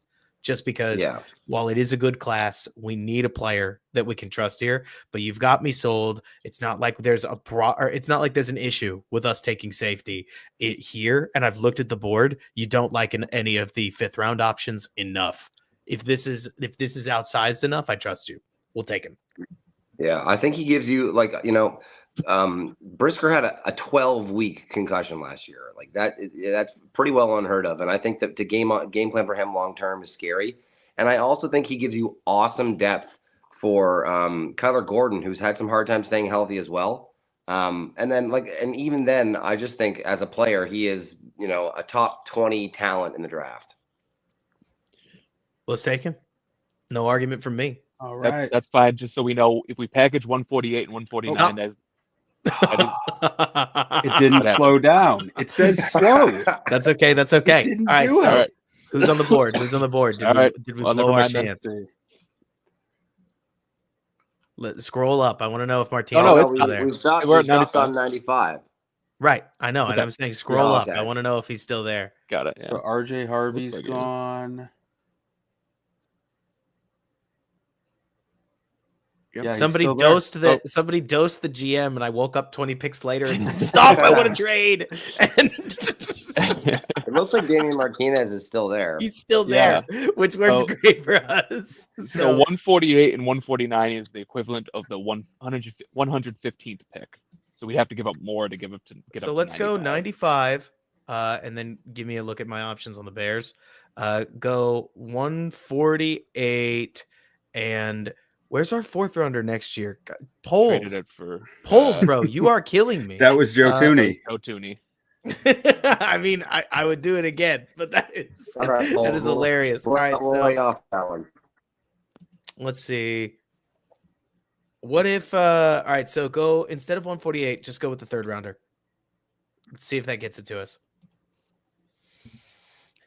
Steven, do you think this is worth it? It says our owner will veto this. As much as I love Damian Martinez, like man, we really need a running back. What are the other running backs? Ask for a 4th Can we back. look at that quick? Like we've only seen one go get off our the board 4th round pick back. Get our 4th back. Okay, ask for the other 4th. Go with the 4th. Put the 4th in. Okay. That one, and then go down. Go with 148. See if that does it. The owner doesn't hate it. Yeah. All right, that's not bad. Would you do this, Steve? Just to trade back from 3rd to 4th next year, and also so we're downgrading next year's pick and upgrading this year's pick to get the running back that you've got 67th on the board. Yeah, I don't hate that. What is it, Q? Luke, what do you guys think? I'm okay with it. We need. You guys like Damian Martinez? Yeah, I do like Damian Martinez, and I like that we're still keeping 149. Yeah, we net lose 0 picks, which I am a fan of personally. Yep. And we address what I think are some key stuff that, at the very least, if nothing else, this is also an interesting trade because it's like I think it's the right amount of I don't love it. Right. 5 picks next year feels very real, right? But this is where the fact that we have 149 from Dallas, it means that we netted a pick earlier, so we can afford to lose a little. While still getting the value that we want. So I think we send this in. All right. Hey, there we go. And then we take on Dame. The board. Yeah, and then just take Damian Martinez. Let's not overthink this. Trading up for a running back. Love it. Last time the Bears did this, he got a second contract with a division rival. Yeah, that's true. Very true. All right, so I think I know what Luke is going to say here. Yeah, I mean, I'd run in Kyle Williams here. Tell me about the player. I think he fits the mold of what the Bears want as far as like really nicely rounding out that wide receiver group. I think that Rome and DJ Moore can play X or slot if they need to, but I don't think either of them really give you that deep threat. And for my money, Kyle Williams is the best deep threat in this class. Like, it is effortless speed. I think he runs great routes. He's even faster with the ball in his hand. Like, he's got another gear that is just like, it makes people like, he had like a 50-yard touchdown on Travis Hunter man-to-man coverage where Travis Hunter didn't touch him and didn't even end up within 5 yards of him. Like, it's like seriously crazy speed. He's done a bunch of top 30 visits. I don't think there's any chance he's actually here at this pick, but one of those top 30 visits is the Bears. And if one thing Ryan pulls, as you know, Ryan, is that you've been pretty consistent with sticking and picking from those top 30 visits. Well, not only that, but I mean, looking at the roster, look, I think that this gets belabored a little too much, but both when you blend what the Bears actually have and how they are and aren't similar to last year's Lions, which again, just saying it because it's always necessary. Yep. People always do take the Lions. How do the Bears compare? They go way too far with this, right? But every offense needs a deep threat. This is how it is. And while Rome and DJ can get deep, a top popper would go far in an offense like this. I mean, especially when my position coach is here telling me he'd take him in the first round. Like, if we've got an opportunity to take him here, I think we got to jump on it. I will say, he has shot up at least 50 spots in ADP in the last week, and Matt Harmon just said today that he's probably going in the top 50. Okay, in that case, pretend he wasn't there. Yeah. No, just so that I can learn, like teach me, right? Yeah. What else would work? I know we said something about a nose tackle. Yep. Previously, Mhm. I think Cameron Jackson is an outstanding choice here. Yep. He's just a big. He kind of reminds me a little of Javon Dexter if you turn the athleticism down a little and made him a little bigger. Like he's just a massive, powerful human being. Tim Smith, I think he was a 5-star recruit. He was one of the best D tackle recruits in the country. I think that there is some upside in his tape that I like, and he's got the mass. Zeke Biggers has one of the best nose tackle names you can find out there, and he lives up to it. He is just big. Show me the wide receivers that are open or available. Because Luke, you've got me thinking about wide receiver and not at look. Here's trouble I have. I'm actually completely on board with not taking Kyle Williams here. It would be it would just be a bad example of what the draft will end up being. There's no way he makes it outside the top 2. Bro, this happens all the time where PFF's board does this in particular, where PFF suddenly realizes whoever's behind the draft board that they're behind the curve on a player. And so they don't want to look like they hit. Look, I'm not trying to everybody does this. Anybody who authentically does their own board is going to have this happen. But the intel starts rolling in. It becomes clear that you're about to look like a doofus. And so you fluff a guy's ranking to try and match that, if that makes sense. And so at least for me, look, here's where I'm at. I want to draft a nose tackle. If we draft another defensive lineman, I have to start cutting people very soon. Very fast. And I don't know that we can do that. Whereas we might be able to find a scrap heap nose tackle to get us through the year. They tend to be available during camp. And so if theoretically we didn't like what we were going to get from Billings, or maybe we thought Javon Dexter could take a slightly firmer role as more of a one-tech type, at least for a year, maybe we get through it. I'm interested in the nose tackle, but there is a point where you've got too many guys on and sir, I'm fine cutting Zach Pickens just so we're all on the same page. I was going to say you may find yourself in a good situation where you have to end up cutting Zach Pickens or Dom Robinson if you want to go back to the line again. But I want to take a firmer look at the wide receivers, the running backs, and the tight ends that are available here. Because if there is a weapon worth a damn, I would like to take him. Yeah. I don't like any of these running backs, really. We're shy on use. Merritt went. Yeah, Woody Marks is the only guy who really piques my interest. Outside of Ollie Gordon, who's just repetitive to Damian Martinez. There's an offensive tackle on the board that I liked if we want to go that route. I know it's, if we want to go for a developmental offensive tackle guy. You an IOL. We have one. I can't cut him yet. Okay, fine. Go wide receivers. If we're looking at wide receivers, and I think we all agree Kyle Williams won't be here, even though he would be the pick if he was. I think Jalen Lane is Kyle Williams. Yeah, Jalen Lane, honestly, is nice. He's kind of a similar player. Kyle Williams, but slightly worse. I don't feel ethically bad about taking at all, especially because that sounds like it would fit the mold of what we're looking at here. Otherwise, Dante Thornton, too, was a top 30 visit, 2 down. I mean, 6'5", 4.3 speed. That's your deep threat. That sounds like Jamo to me. You say 6'5", 4.3 speed? 4.3 flat. 6'5". Why is he 177? Can't run a route, but he can run deep. Okay, so that sounds to me like Velus, which I learned the hard way that if you really can't play wide receiver, you just can't play. So no, I'm not pounding the table for him. Just full disclosure, I'm just saying that's a guy. I'm at 149. I'm willing to bet on a guy who's 6'5" with 4.3 speed. All right, so let me ask you a loaded question. Velus at 149, I think would have been an okay bet. Oh, yeah, that's true. So let me ask this question. I'm trying not to lead it too much because did you say the kid's name is Jalen Lane?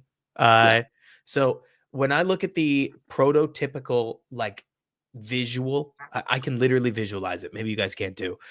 When I visualize a successful 5th round receiver, usually they're a good player that looks weird. Khalil Shakir is a type of player that moves like he's slower than he is, where when you watch him on a football field, it almost visually looks like he's not really trying. And he drifted the 5th round, ended up a great pick for the Bills for that reason. Antonio Brown years ago was too small to play the position, ended up proving that one wrong. Do you think Lane has more to offer than you have seen from him, a la the Romeo Dobbs types, where it's like, this is a good player. Why are people low on this? Or do you feel like he's kind of a one trick where a la Tyler Scott, if he doesn't fulfill what he's supposed to, then it's over? I think Jalen Lane, the reason he's available now is because the production wasn't there, and the production wasn't there because Virginia Tech's quarterback was an absolute mess. So I don't know exactly what his stat line is, but I know it's not kind of what his skill set says he could potentially be. Like he basically only caught underneath routes, not because he wasn't getting open deep, just because he wasn't getting the ball thrown to him deep. Or if he was getting the ball thrown to him deep, it was a miss. All right, Steve, then I have a really tight question for you because I see that you did the scouting report on Jalen Lane. Okay. Yep. I've watched a lot of Tyler Scott. I'm sure you have too. Can you tell me what his biggest problem is? Why has he not fulfilled the role that he clearly can fulfill when he gets down the field? Tyler Scott's too small. Sure, he's small, but I think there's a bigger issue. Can you see it too? Enlighten me. What is it? He can't track the ball through the air to save his life. Mm-hmm. Like when the ball comes out of his quarterback's hands, he takes the wrong angle consistently.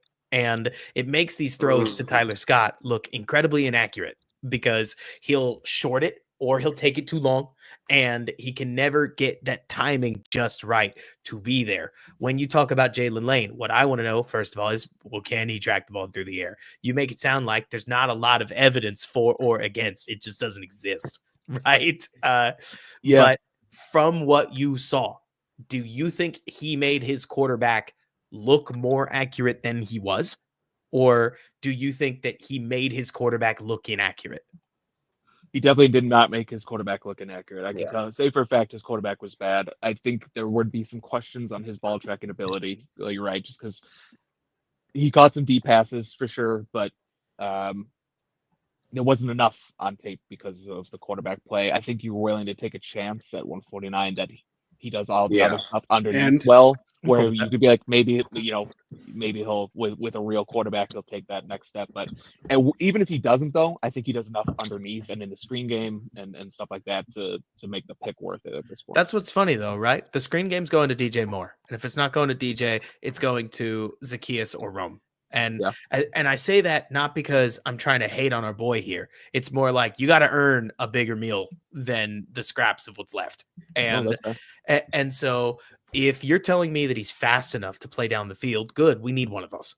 And I just wanted to grill you to make sure that we're using this pick as well as we can, and that not taking a nose tackle isn't going to get me fired. Because I think we can use a weapon if one's there. I don't want to force a weapon if it's not there, but this sounds like the archetype of exactly the type of player we're looking for, because I don't think the Lions needed a whole first round pick on Jameson Williams to get pretty much the same idea in the Lions offense, but he did enough.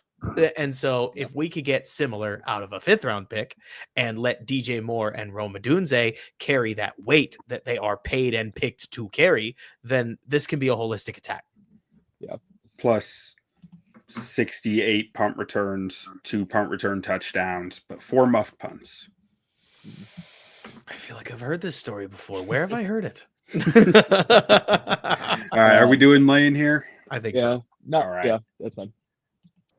Now we get to the real part of the draft where we find the real winners. We got the 7th round. Ty Robinson.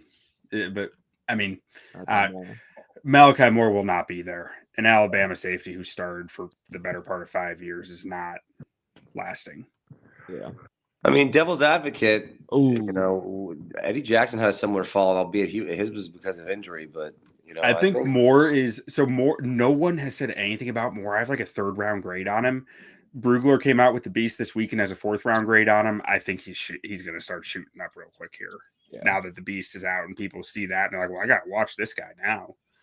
It is crazy. I am not going to say this often, okay? But it is crazy how many of these draft guys very clearly haven't watched about 50 players.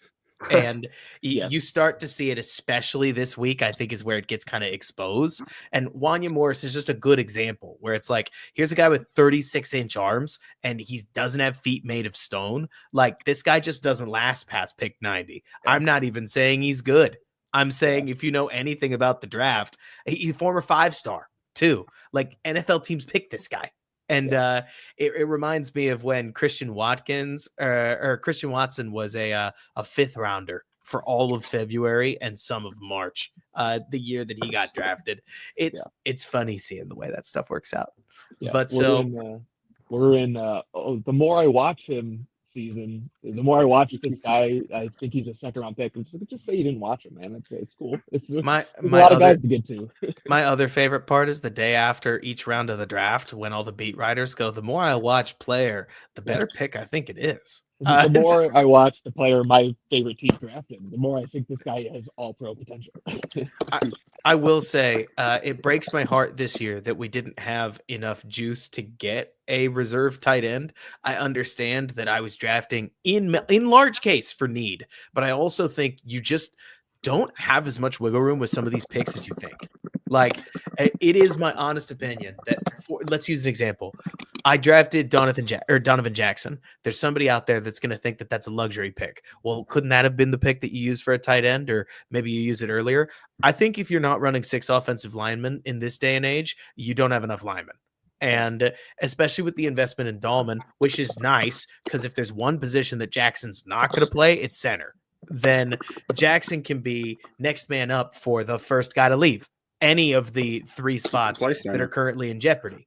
And if you're not thinking that way, then I believe you're setting yourself up to be this year's Dan Campbell Lions, where you look across that roster and it has so many questions, like not just the players, but now the coaches, not just the players and the coaches, but next year's players and coaches. And everybody always looks back at picks like Gibbs and Campbell and they say, wow, weren't these awesome? And it's like, well, I don't know. Let's say Jack Campbell was amazing.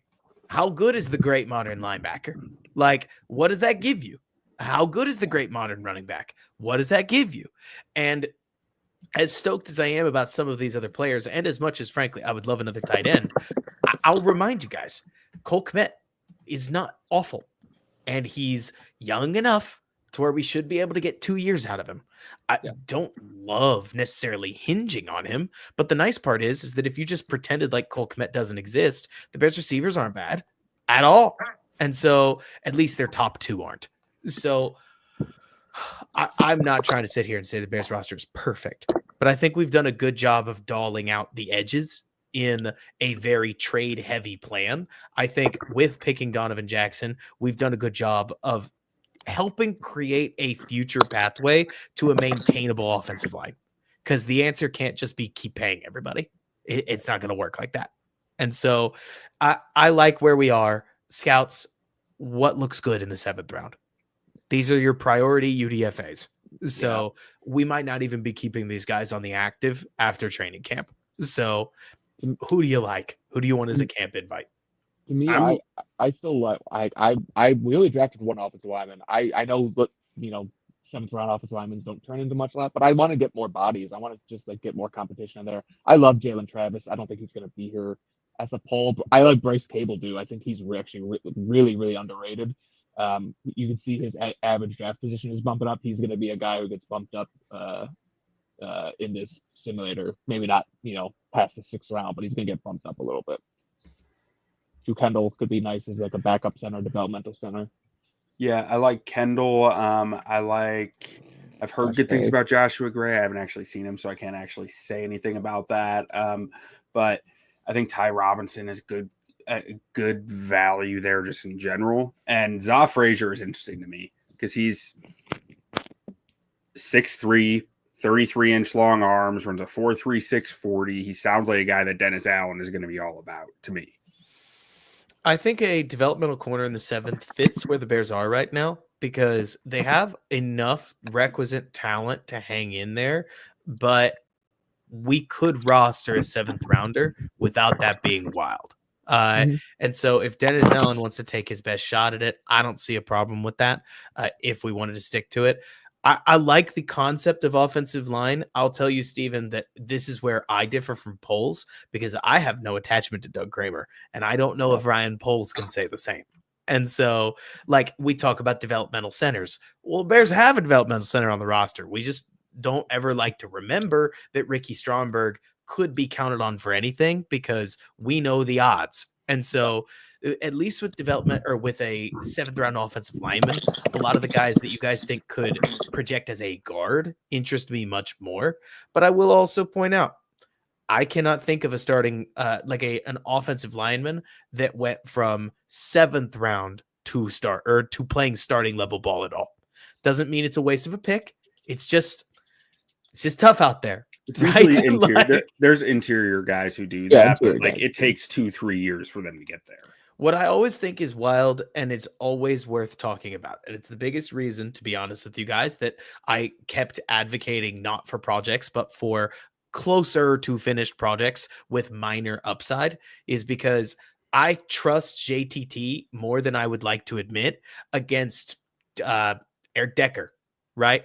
Against left tackles that can actually play. I think he'll be able to manage something compared to some of these guys that I know y'all have seen at all kinds of positions that just get toasted the moment they go up against professional adults with families.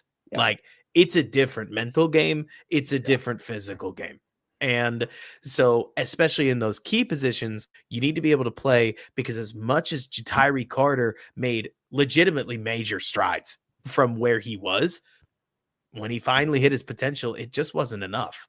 And it sucks to see that. You know what I'm saying? Like, as somebody who loves football, it sucks to see that the hardworking Rudy type can cap out, do everything possible, and still just not have enough to beat a starting level football player. And that's all you need to know.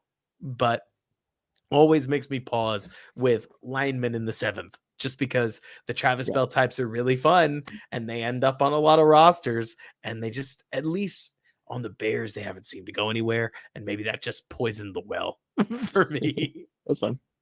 Yeah. I mean, I'm always kind of a all for defensive back in the 7th or interior O-line. Those are the two where I think like there is enough that gets missed in evaluation that you have a real shot to like find a gem. Makes sense. But on the O-line side, you just need to have the power. Like, you need to be the power and psychotic. Like, you can't have any questions about how much you love football. No. I think another position here would be potentially be linebacker, because linebacker, at least you might be able to get a special teams guy, you know? Actually, I am interested in linebacker now that you mention it, because we don't have enough of those linebacker types. Right. No, I haven't watched a ton of these guys, so I can't really say. I'm just saying the linebacker would be a good. I like Cade Medrano. Cade Medrano's a little fun. And then Nick Martin. They had both Medrano and Martin for visits, or at least either at the combine or top 30. And Martin's he's wild. Like, I think he really fits what Dennis Allen looks at linebacker, but he's tiny. They're both tiny, but Dennis Allen linebackers are tiny. Well, I mean, a tiny linebacker is a great special teamer. Typically, is he fast? Yeah. Okay. I mean, let's take him. It doesn't hurt. We're gonna get whatever CB we want. We're 7 picks later. And so, not only to reach a resolution, but also to stock the pipeline a little, but to mostly just get a teamer we like. I think that works. Yeah, go for it. Are you guys dolled up on your kicker film enough to have any opinion on a priority free agent kicker? No.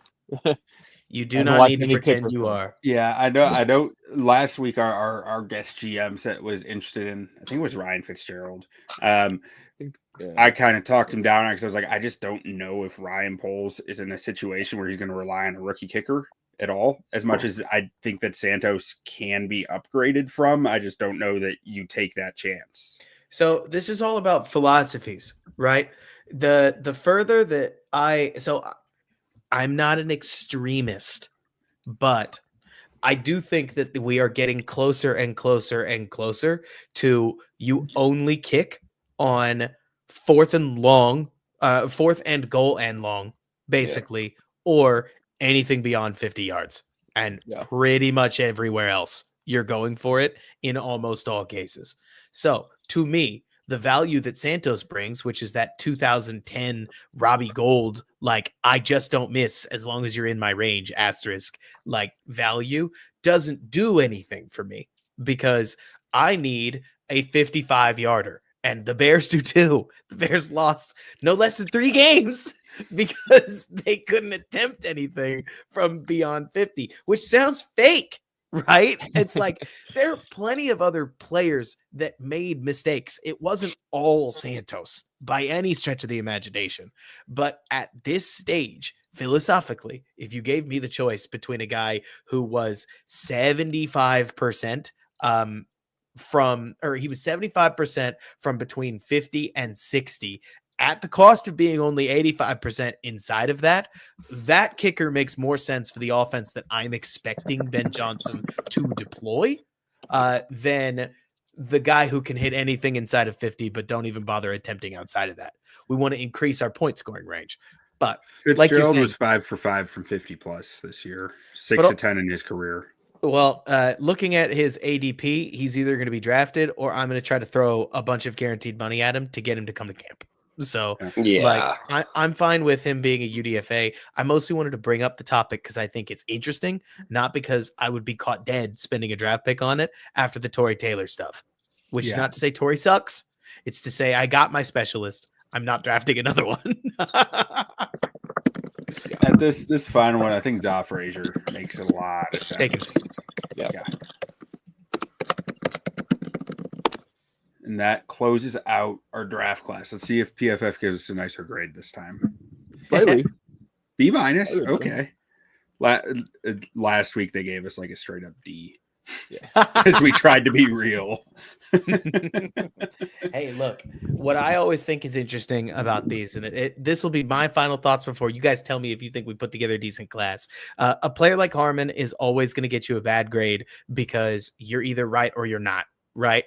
I thought Mozzie Smith was going to be awesome. I still don't know what Dan Quinn did to that boy because it was as if any run defense just faded. I didn't think that was in his game. But if he had become Aaron Donald, the Cowboys would have been geniuses. Right. Mm-hmm. There are plenty of players of Harmon's ilk that are wrecking games to this very day. I mean, you would think that in the draft after Jalen Carter won a Super Bowl, that people would focus a little more on nasty 3-techs, especially when there aren't many. But, draft media will do what it does. And it'll focus on edge rushers and overperforming guys like Shamar Stewart. It is what it is. So I'll wear that grade. I think that it's got Donovan Jackson rated too low. I think that any argument against Jackson just feels weird to me.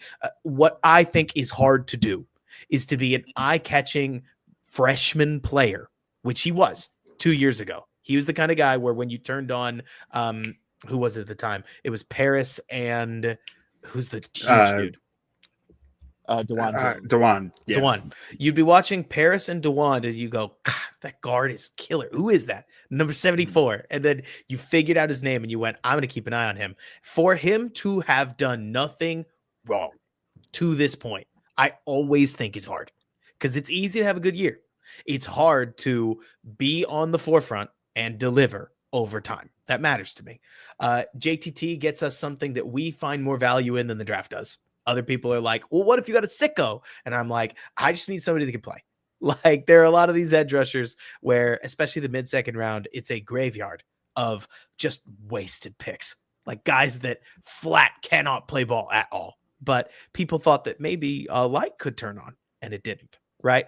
I would much rather, for where the Bears are, get somebody who my hope is, Steven, tell me if you think I'm out of my mind. My hope is that somebody else is paying JTT $22 million in 4 years, or whatever the equivalent is.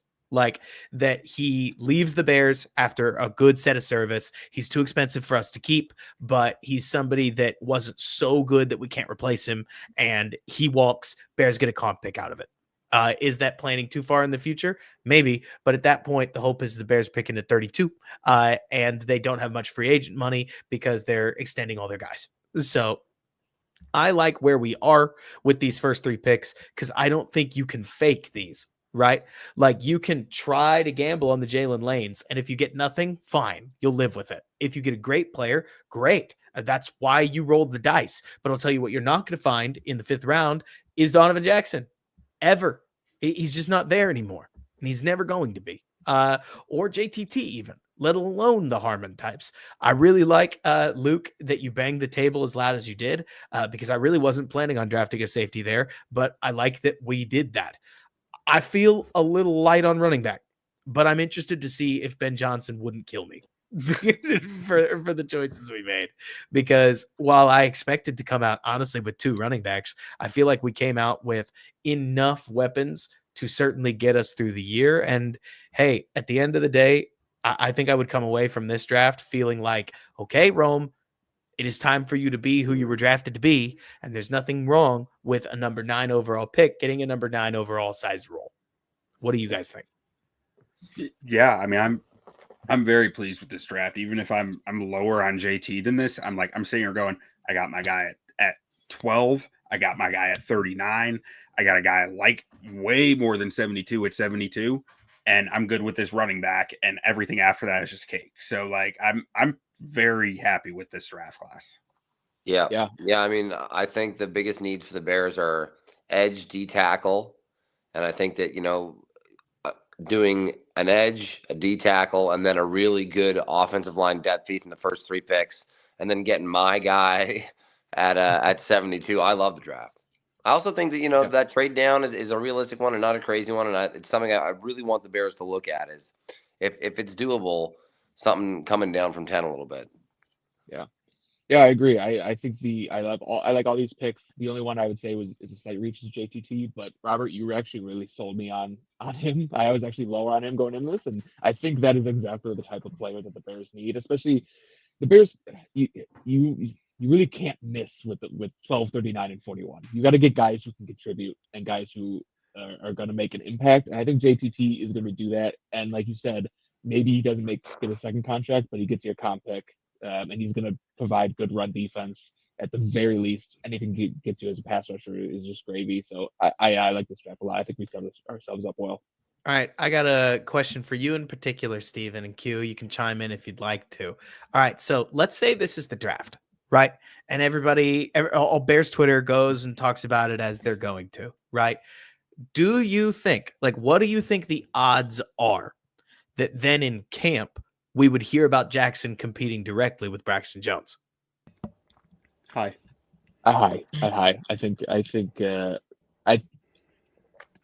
he would absolutely compete with Braxton Jones. I don't know if he wins it. I think he could win it. I don't know if he does, but I think I think Braxton would have it would be his job to lose, because with Jackson you have the home court advantage for sure, and you have the possibility Jackson could play guard. I don't think Jones can play guard. I mean, it's I wouldn't be shocked if we hear about Amagaji, regardless of who the draft pick is.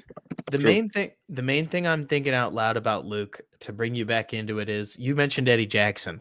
My draft belief is if somebody's going to slide, like if you think you're getting a steal, you have to know why you're getting a steal and why you think everybody else is wrong, if that makes sense. Yep. Like with Eddie Jackson, I think that injury is going to heal up and it's going to be like, it's going to be like nothing happened. Like, why are people scared of this?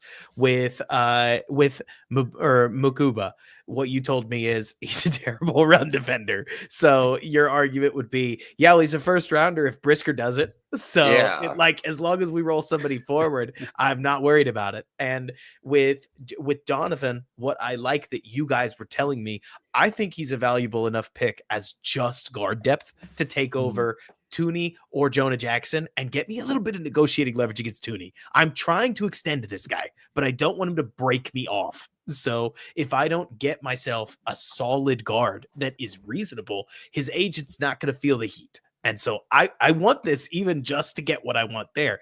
But I think, Steven, there's a real argument to be made that you might be getting more upside than you realize, because everybody's paying attention to almost 40 starts at guard. And not a lot of people are going to think about how raw a tackle he was and how much better he could get at one of the NFL's most important positions. So I am certainly interested, based on what you talked to me about. And I really started thinking about it and loved it. This idea of, okay, maybe we're getting a JTT type high floor guard. But that's all I really mean. Like somebody with the traits, sure, but also a lot of experience and a lot of polish at that position.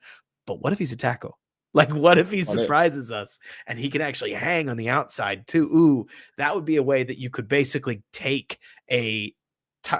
honestly, as much as I am ashamed to say it, the more I talk about it, the more I realize if teams think he can play tackle, he's probably going 25, right? Like, yeah, probably. Yeah. Realistically, he's a first rounder if people actually think he can play tackle. So if he gets to our spot at 39, great that we had our eyes on him, but probably a guard and still a perfectly solid player. But yeah, that's the whole thing with him is his upside is just raised so much by that perceived versatility, right? Like, and I do gotta say, if this goes wrong, I'm gonna be the first guy to rip polls for like giving us 2 top 100 picks next year. But The Bear Necessities Pod mentions the Bears will be taking a running back within the first 3 picks. I think you're right. Like, in the world of talking about what to actually expect, it wouldn't shock me if the Bears traded down from 12 and took like Amari and Hampton, for crying out loud. Like, really swung hard on running back because they want to get that starter early. I am straight up more patient when it comes to that kind of thing, I think, than Ryan Poles is, because while the running game may suffer, if I personally feel good about our team's trenches, I think we can get away with murder. And murder is named Miles Sanders, who made a career out of feasting off of a great offensive line in Philadelphia. Like, there's a lot of examples of okay running backs making a hell of a name for themselves behind really good offensive lines. And so I look at this Montgomery. I look at this as a way to try to love achieve Monty, that end. But I mean, even Swift with a offensive line that can actually create a hole, you might be able to just point him in the wind him up, point him in the right direction, and get a decent chunk of yardage out of him. I'm not saying I like him either, but to me, it is interesting to just think about, okay, how can we maximize our value and also make the roster better? And especially when my scouts are, because the other thing about this draft that I think is just not talked about enough for Bears fans, and you honestly proved it, in my opinion, Steven, is you can go shockingly far down, and there are people who watch the tape that think a starting level player is right there.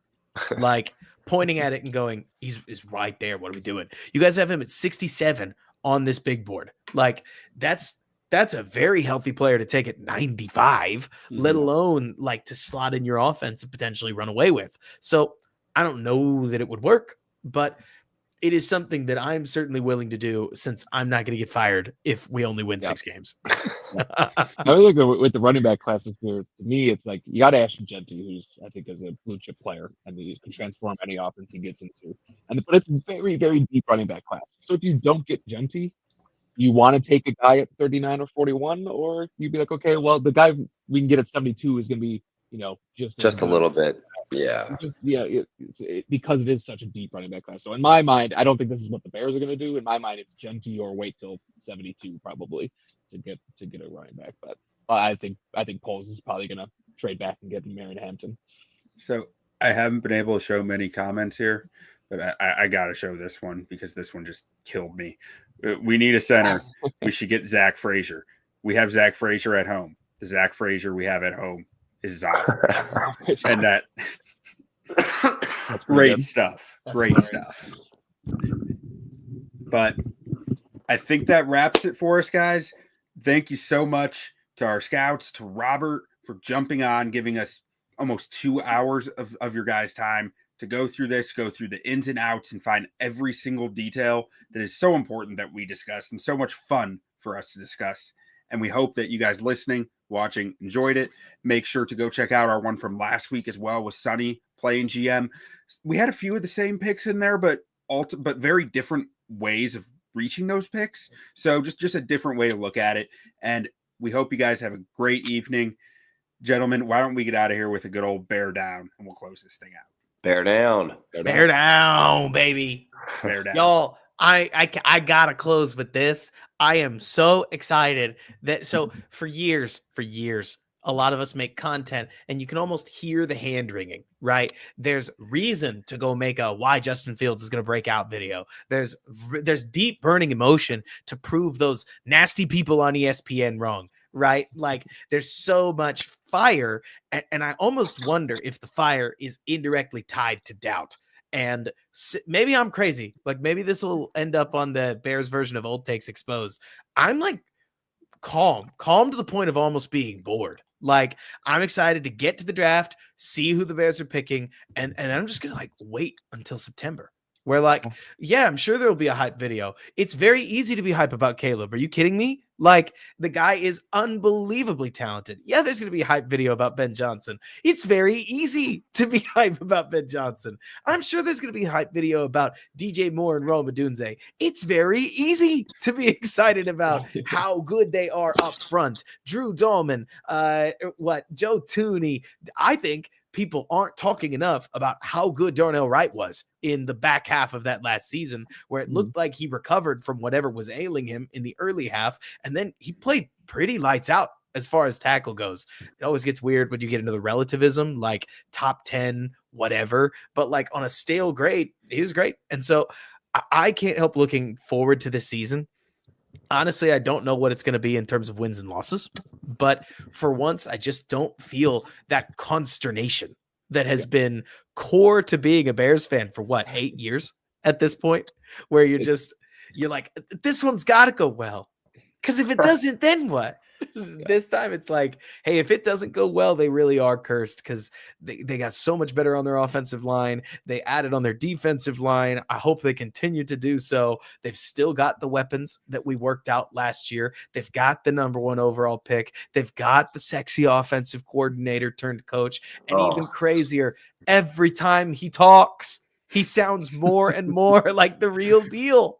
Like pairing him with Poles is hilarious because when Poles talks, he sounds like every Chicago like person I've ever listened to. And then Ben Johnson jumps in talking about Jonah Jackson. Yeah, he's a Pro Bowl level guard, so that's what we're gonna get out of him. And that's all he has to say. And it's like, is he going to? The confidence. Yeah. I mean, is he gonna get all that? I don't know, but that's what the coach has to think, right?